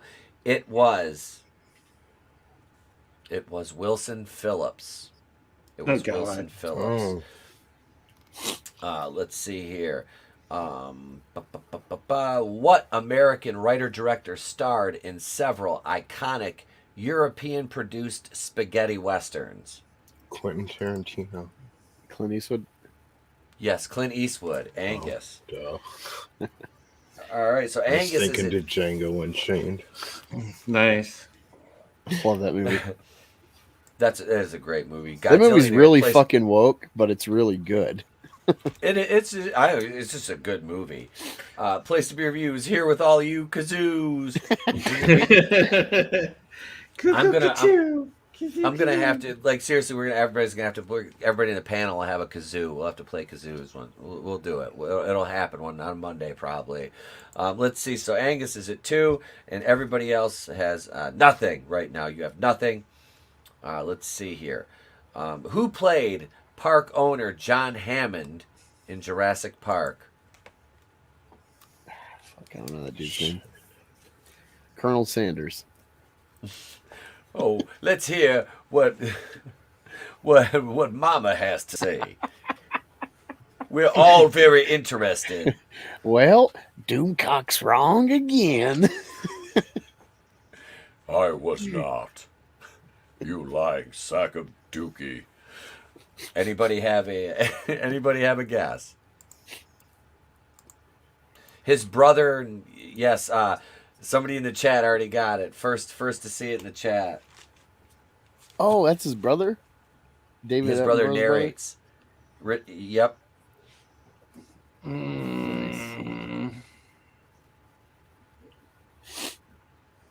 There you go. I sent that to you. All right. E-Tip. All right. Xerxes Casanova in the chat answered that one. Richard Attenborough. Yes. Absolutely right. Yeah, and his brother narrates all those Nat Geo, or did narrate all those Nat Geo things. All right, let's see. What critically panned 1984 country musical comedy starring Dolly Parton and Sylvester Stallone eventually became a cult classic? Rhinestone Cowboy? Yes, Rhinestone, Tommy. Nice. We'll accept that. All right. Here we go. In what 1976 thriller does Robert De Niro famously say, "You talking to me?" Taxi Driver. Ah. I'm gonna give that one to who was that? Was that Me? Drew and Tony? Tony? Were you in on that? Was Tony? that Angus? I just saw that movie. I think Drew and I said it close together. Drew might have had me by like a split second though, but I just saw that movie. Yeah, We all said it. Since I'm, Yeah. I'll give Angus gets one, Drew gets one, and Tony all gets one. So Tony, Drew, and Tommy are at 1. Angus is at 3 right now. Here we go. Here is our next question. Oh Jesus! For what movie did Steven Spielberg win his first Oscar for Best Director? Color Purple. Star Wars. E.T. Airplane. I just said Star Wars to be a douche. Tony said it earlier. Schindler's List. Yep. Angus. Damn. Angus with another one. All right. Well, no, Here we I go. was expecting you to say Color Purple. I was like, oh, and then you're like, oh, Tony said it earlier. I'm like, oh yeah, Fucking color.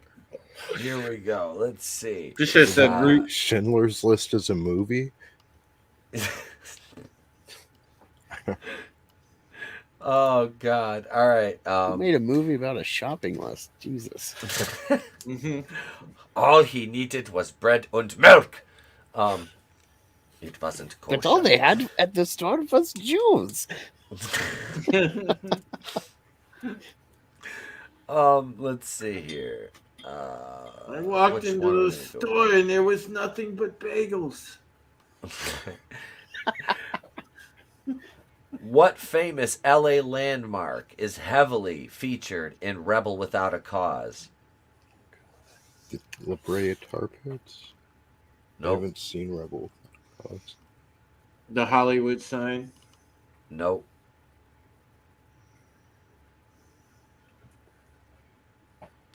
Tent City. Amazon. Is it the Amazon train robberies?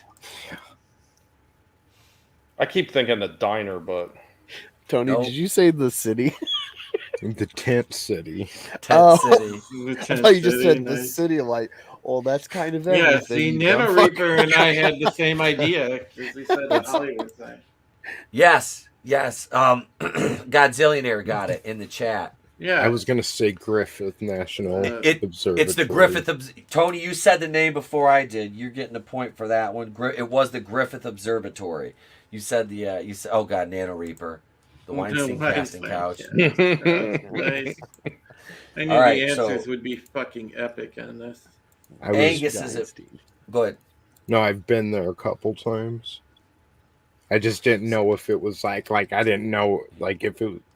It's been in so much that I was thinking that couldn't be it.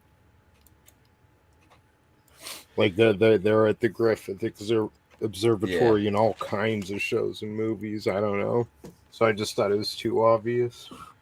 Oh, that's what it was. So here we go. Where Angus has got 4, Tony's at 2, Drew and Tommy are at 1 apiece. Who voiced the sultry Jessica Rabbit in Who's Afraid of Roger Rabbit? Oh, fuck. God damn it. Bob Hoskins. That would have made it much more interesting.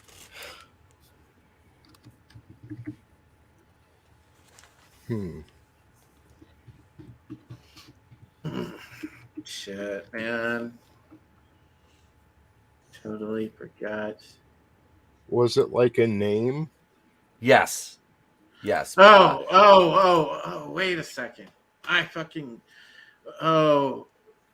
Romancing the Stone. You're right there, Drew. You're right Kathleen there. Turner has big Yes. fucking tits. Yes, Drew gets the point. Yeah. It's Kathleen Turner. All I had to right. think of the Adam Sandler thing. Yep, Xerxes got it in the chat too. Said Kathleen Turner. Yes, it was Kathleen Turner. All right, here we go. Drew's at 2, Tony's at 2, Tommy 1, Angus 4, and next question. Let's see. What 1994 crime drama revitalized John Travolta's career? Wait, what year? 1994. Oh, Pulp Fiction. Yeah. Yep. There we go. I thought you said Angus 84 takes for it. it. I'm like, whoa. I was reading this whole thing about Pulp Fiction because I've been on this Tarantino kick off and on. Mm-hmm. And I'm like, oh, okay, Reservoir Dogs. I kind of get it. So when we watched Pulp Fiction and watched behind the scenes, and it's like, yeah, Travolta really fell off after Saturday Night Fever, and this movie really brought him back. So recency. What was that horrible sci-fi movie you did? Battlefield Earth. I've heard of it. I've never seen it. Battlefield Earth. I saw it when it first came out, and I never watched it again. Was that the one with Aaron Eckhart or whatever? I think Aaron Eckhart was in there. Aaron Eckhart's in a movie with John Travolta. Oh my god! I'm gonna have to watch this now. My wife and I went to see it in the fucking drive-in, if it's the movie I'm thinking of, and it was like, holy shit! Like we both kept passing out during the movie. Like we ended up leaving. It was so bad. I just saw that clip you sent me, Angus.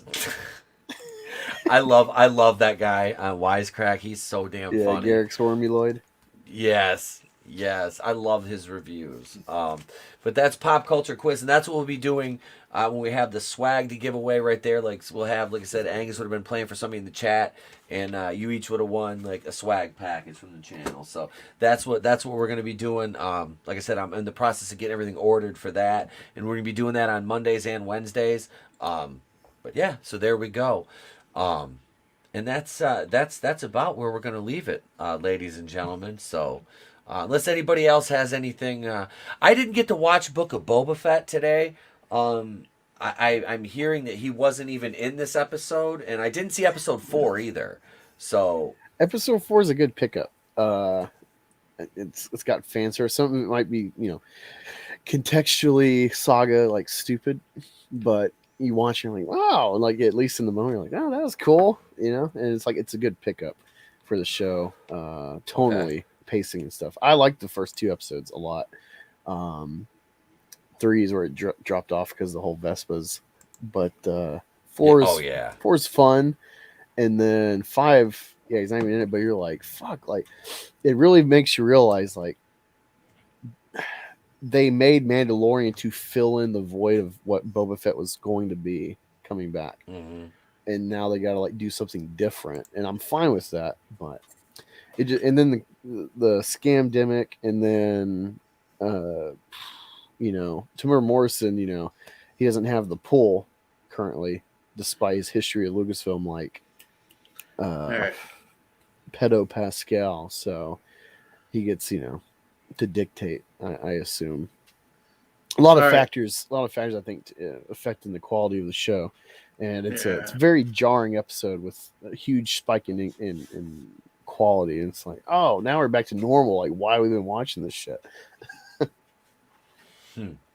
So I heard that you said Mando was in this episode. In 5, he was. So, all right, I'm gonna have to watch this now. I will. I'm curious. I was gonna say, if we're winding down, so should I give everybody a sneak peek of the new Underground Resistance intro that Zach and I came up with? Yeah. All right. So, guys, when you start coming to the channel on Tuesdays, this is going to be the new Underground Resistance intro. So, I'll let you guys see this. This is hot off the presses. This is courtesy mostly of Brightest Day. A little bit of myself, but mostly Brightest Day. So shout out to him for his hard work. And here we go. Night My Sketchbook. Thanks for joining us, brother. Appreciate you. The video uses a unique codec that your browser doesn't support. Wow. Okay. Well, what? Let me open it. Let me open it in a different thing, and then I'll play it. Shout out to Brightest Day. Yeah, he's mad awesome for doing this. Okay. So we got to welcome him and Tony to the inner circle now. Once you're in for life. Yeah, no kidding. All right, share screen. Unless you leave, then you're okay. It doesn't matter. It's fine. The circle of trust. You're out here. Fucker, you're not in the circle of trust. All right, here we go. All right. Did you share the audio? I think I did. Or did you boomer it? Can you hear it? No. Okay. Hail, Steven Saucedo. Take 2. Old school film and gaming reviews. Welcome. Welcome. Let's see what Itepo Queens. You will love the human space Jew sex reference in this week's episode. I'll have to watch. I'll watch the other. Oh God, I have to. I just realized tonight's Wednesday. Batwoman's on tonight. Like it's on my DVR right now, waiting for me to watch tomorrow. Son of a bitch! Yeah, well, it won't let me share it, but oh well. You guys will just have to find out then on the thing, or I'll put it. Yeah, you have to wait till the next episode of Tuesday. Rogue Resistance. Not Rogue Resistance, Underground Resistance. But it'll be we'll be back on February 8th. The new show will debut on February 8th. You could always give a teaser on Twitter for it, Drew. Yeah, that's what I think I'm going to do. I was going to say you could upload it to YouTube unlisted. And then you could share it. Yeah, that's a good idea, too, Vegas. Yeah, probably do that. That would make it easier to share. Take care, Sherry. But all right, are we all doing our outros, Mr. E-Tip? Oh, is he frozen? Mr. E-Tip, it looks like he is frozen, so I'll go ahead and go around. I mean, since we're already on it, Drew, did you have more you wanted to plug, brother? No, I just want to say thank both of you guys for having me on tonight, man. It was a blast. I had a ball with you, as I knew I would. And, of course, hanging out with Tommy, being on my first stream together with Black Angus, which was awesome. And, this was a fun experience. I'm glad I was able to come back and, just hang out with friends. That's what stream should be about. And I love the vibe. Because that we're all buddies, and when we hang out and just bullshit about stuff that we're into, chaos ensues in a good way, and that's what it's all about. Thank you guys for your support. You guys are indeed the best chat on YouTube. If you could please get the word out about my channel. I'm up to I believe right now I'm at 812 subs. I would like to try and clear monetization by my birthday, which is February 22nd. So let's make that happen, guys. That's my one goal I really want to hit. So let's share out the channel far and wide, and let's get to monetization so I can make it a birthday / monetization stream on or around the 22nd. That's what I really would like to do. So, yep. Other than that, I will see you guys on February 8th. Don't forget, tomorrow is Pegasus Actual. So if you're a Battlestar Galactica fan, join us for the Pegasus Actual podcast. And I will see you. Hell yeah, man. Thank you for hanging out. It's always a pleasure streaming with you, bro. Yeah, absolutely. I had a great time. Hell yeah. What about you, Mr. Tommy? You know what? I'm not even 100% sure what I'm doing just yet. I'm still recovering from this damn injury, so I really didn't have a chance to get much together for tomorrow because I'm supposed to run that stream with Vinny at 7:45 at Collectible Past, where we talk about like retro and old school toys. I just don't know if I'm going to be able to do that one or not. If I don't, I'll let people know in advance. But It's the same thing as always. Monday at 6 p.m. Eastern, we do Going Old School Retro Discussions. This past Monday, I unfortunately couldn't do it, and I had to throw a video up for it, but I should be ready to go by Monday to restart that one. And, of course, next Thursday, definitely the show will happen if the one show doesn't happen tomorrow. Other than that, I'm just trying to work through everything, just trying to get through all the nonsense that's been going on and all the slaps to the face that I've been getting lately. I love it. I want them to keep bringing it. Toes will be coming off. People will be falling over without that stability. Just remember, everybody, thank you so much for coming. You guys are the best chat on YouTube. Remember, never let anybody tell you what you can and can't say, what you should or should not watch, because your silence gives consent. They're coming for you. Hell yeah, man. Oh, shit. Well, that leads over here to Mr. Black Angus. Yeah. See, tomorrow I'll be streaming my weekly show, All American Beef. Just a kind of weekly wrap up of pop culture and shenanigans, some memes. Ricky might pop in and out, depending on how the traffic flow of Subway is. It's his birthday this weekend, so he's got that off, so he has to work on our normal days, and he's off. But I have a guest. He's doing a piece of art for me. I've talked to him for like a couple hours off air before, so I think he'll flow well with me. So yeah, swing on by, hang out. Trying to redo memberships on my channel.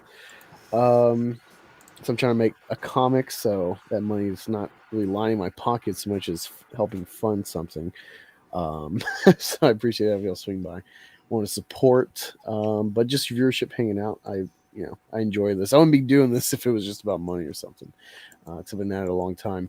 But yeah, that's about it. Trying to make more videos. I'll do a Book of Boba Fett review probably tomorrow, and a comic skate book, Company Men, I read.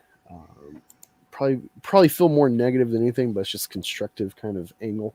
Because I did like it and want to see more from these guys, but I'm not going to sugarcoat like a lot of people do. So that's some stuff coming up on my channel. Okay. Well, excellent, man. Thanks for being here, brother. Appreciate it.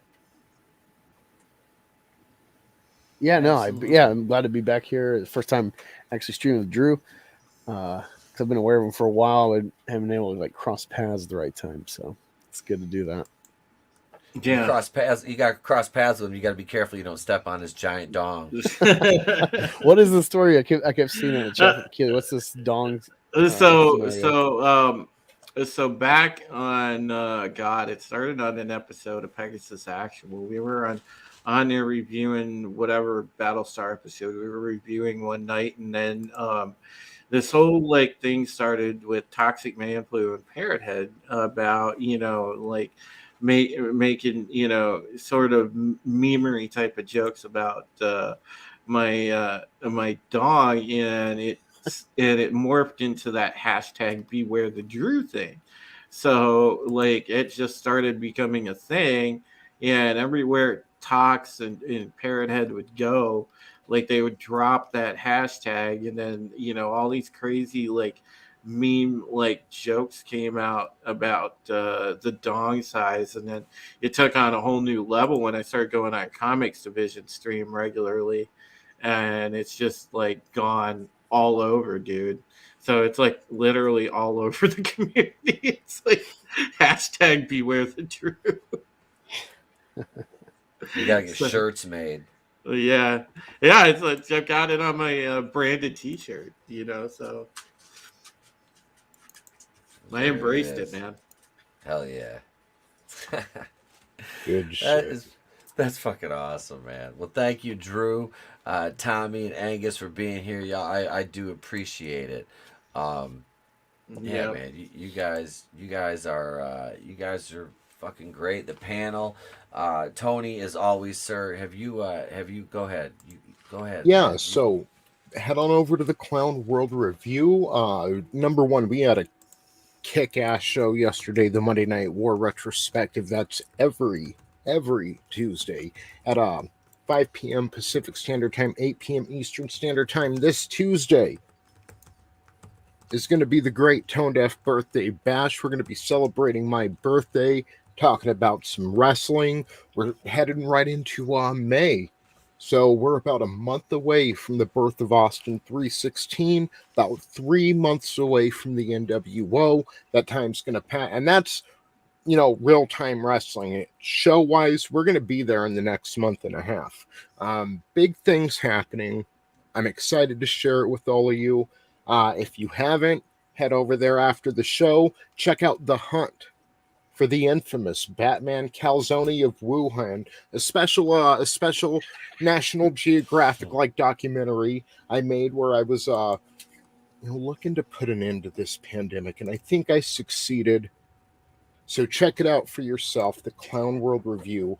Thank you, everybody in the chat. Thank you, everyone on the panel. It was a great time, Mr. Etep. Thank you, and I look forward to Friday, brother. Oh yes, me too, man. Thank you, Tony, as always, for being here. Tony's been with me on the channel for over 2 years now, as my co-host, and damn, my best friend, man.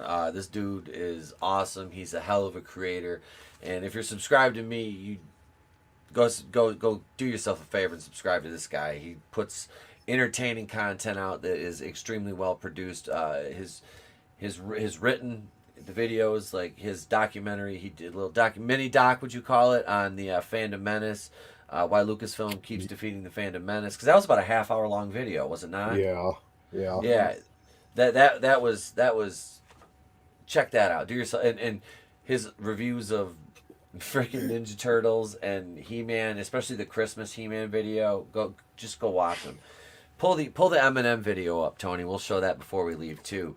But yeah, so hi, how you doing? Join us Friday, and if you haven't yet, go over to our community tab on the channel and vote for what movie you think we should watch Friday night. We have up. I'm gonna have to look here on my phone now because I'm a boomer. We've got Miami Connection from 1987, Missing in Action from 1985, Hard Ticket to Hawaii from 1987, and John Carpenter's Vampires 1998. 976 Evil 2 Astral from 91. John Carpenter's Vampires is leading right now. It's 51%, Missing in Action 32%, Hard Ticket to Hawaii 12, and Miami Connection 2, 976 Evil 2 at 2%. So you can still vote for that. We're doing the 1,000 subscriber celebration stream on Friday night. We'll start that at 8 p.m. Eastern, 5 Pacific, 7 Central Time. And if you're on the other side of the earth, I'll leave that up to you. I'm not a doctor. I only play one on television. And that's only in Axel Braun movies anyway. So yeah, I'll be working for the next 2 days until that aforementioned stream at Friday 8 p.m. on the Batwoman review, which will probably be released about an hour before the stream. That's what happened to me last week. I pulled my freaking beard out doing that review. That's what happened to this. It was painful, but I suffer for you, my subscribers, friends. I do. I dive on that grenade every week. Because I'm masochistic and I truly hate myself. So yeah, I'll be reviewing that. It'll be episode 10. There's only like 4 episodes left, and we'll see if they get picked up for season 4. With the CW being up for sale, I don't think so. I'll miss it because now I have to start reviewing something other dumpster fire when I've already gotten to know this dumpster fire, and I love it for all the shit that it is. But no. So yeah, you can check that out. That'll be available probably Friday afternoon, about 5 to 6 p.m. is a pretty safe release time for that video, because guys know how long it takes me. It takes me about 18 hours to produce those videos, and I have to work the next 2 days and do parent stuff too. So, but I'll have it done for you, I promise. Just leave them in the basement. Just here's some Mars candy, and just get in the basement, you little shit. You're fine. No, really. No toddlers were harmed into making this live stream. You can catch me tomorrow night on Black Rose Comics at 9 p.m. I'll be over there with Phoenix and B Rose, help saving their streams because God knows they need all the help they can get. And I'll love you guys. I'll see you tomorrow. And let's see. Saturday we were talking. We're gonna be doing a Royal Rumble stream after the event. So we'll talk about that, and we'll kind of give you the heads up on what's going on with that Friday night at the beginning of our live stream. We'll talk about who's going to be on the Rumble stream. So, and yeah, so we'll have all that ahead for you guys. Going in Raw next week, Monday, it's episode 188. Next week on Wednesday Night Live at the Place to Be, we will have, let me look here, B Rose and Brian from the Aerith Saga will be making his debut here. And then the following week, that's the 2nd of February. The 9th of February, we'll have Cody from Pursuing Paranormal, Nick Utam from World Class Bullshitters, and my girl Saggy Melons will be joining us. So that is all ahead. You guys are getting daily videos. Like I said, Monday, Tuesday, Wednesday. The Batwoman one on Thursday and Friday. Live streams. So subscribe if you haven't yet. You should. I love y'all. Brutal Morningwood, Keely Chow, Zachariah 315, Emotionally Unstable Amphibian, Droid Scanner, Xerxes Casanova, Darius Munchausen, Godzillionaire, The Lovely Sherry, My Sketchbook 340, Steven Saucedo, Old School Film and Gaming Reviews, Nano Reaper. Let's see who else we have up in here. We're on fire in the chat tonight. Dragon Master 360. Wasp Barton, he says Frost deleted all her tweets. Just happened if you didn't hear. Yeah, we kind of I think Angus brought that up earlier. But it's funny that she did it now. Parrothead, purveyor of memes in the chat. Let's see, Glenn Schroeder. So, man, thank you all. It only let me go back to 10:57. Thank you for everybody who sent in super chats. Rookie Critic, Angus sent one. Mr. Grant Gregory sent one. Drew sent one in. So, Tony sent me one last was it Monday night. Yeah. So thank you all, man. I appreciate you guys coming out and hanging out with us. Enjoying the stream, because you spend your time with us, and time is an irreplaceable commodity. I should probably be quiet though, because if not, I can do this all. I'm Itepo Kui to the Place to Be Reviews. I've been here with all of you. If I don't see you, have a great day, a pleasant tomorrow. I'll catch you on the next one. Remember, It's better to burn out than to fade away.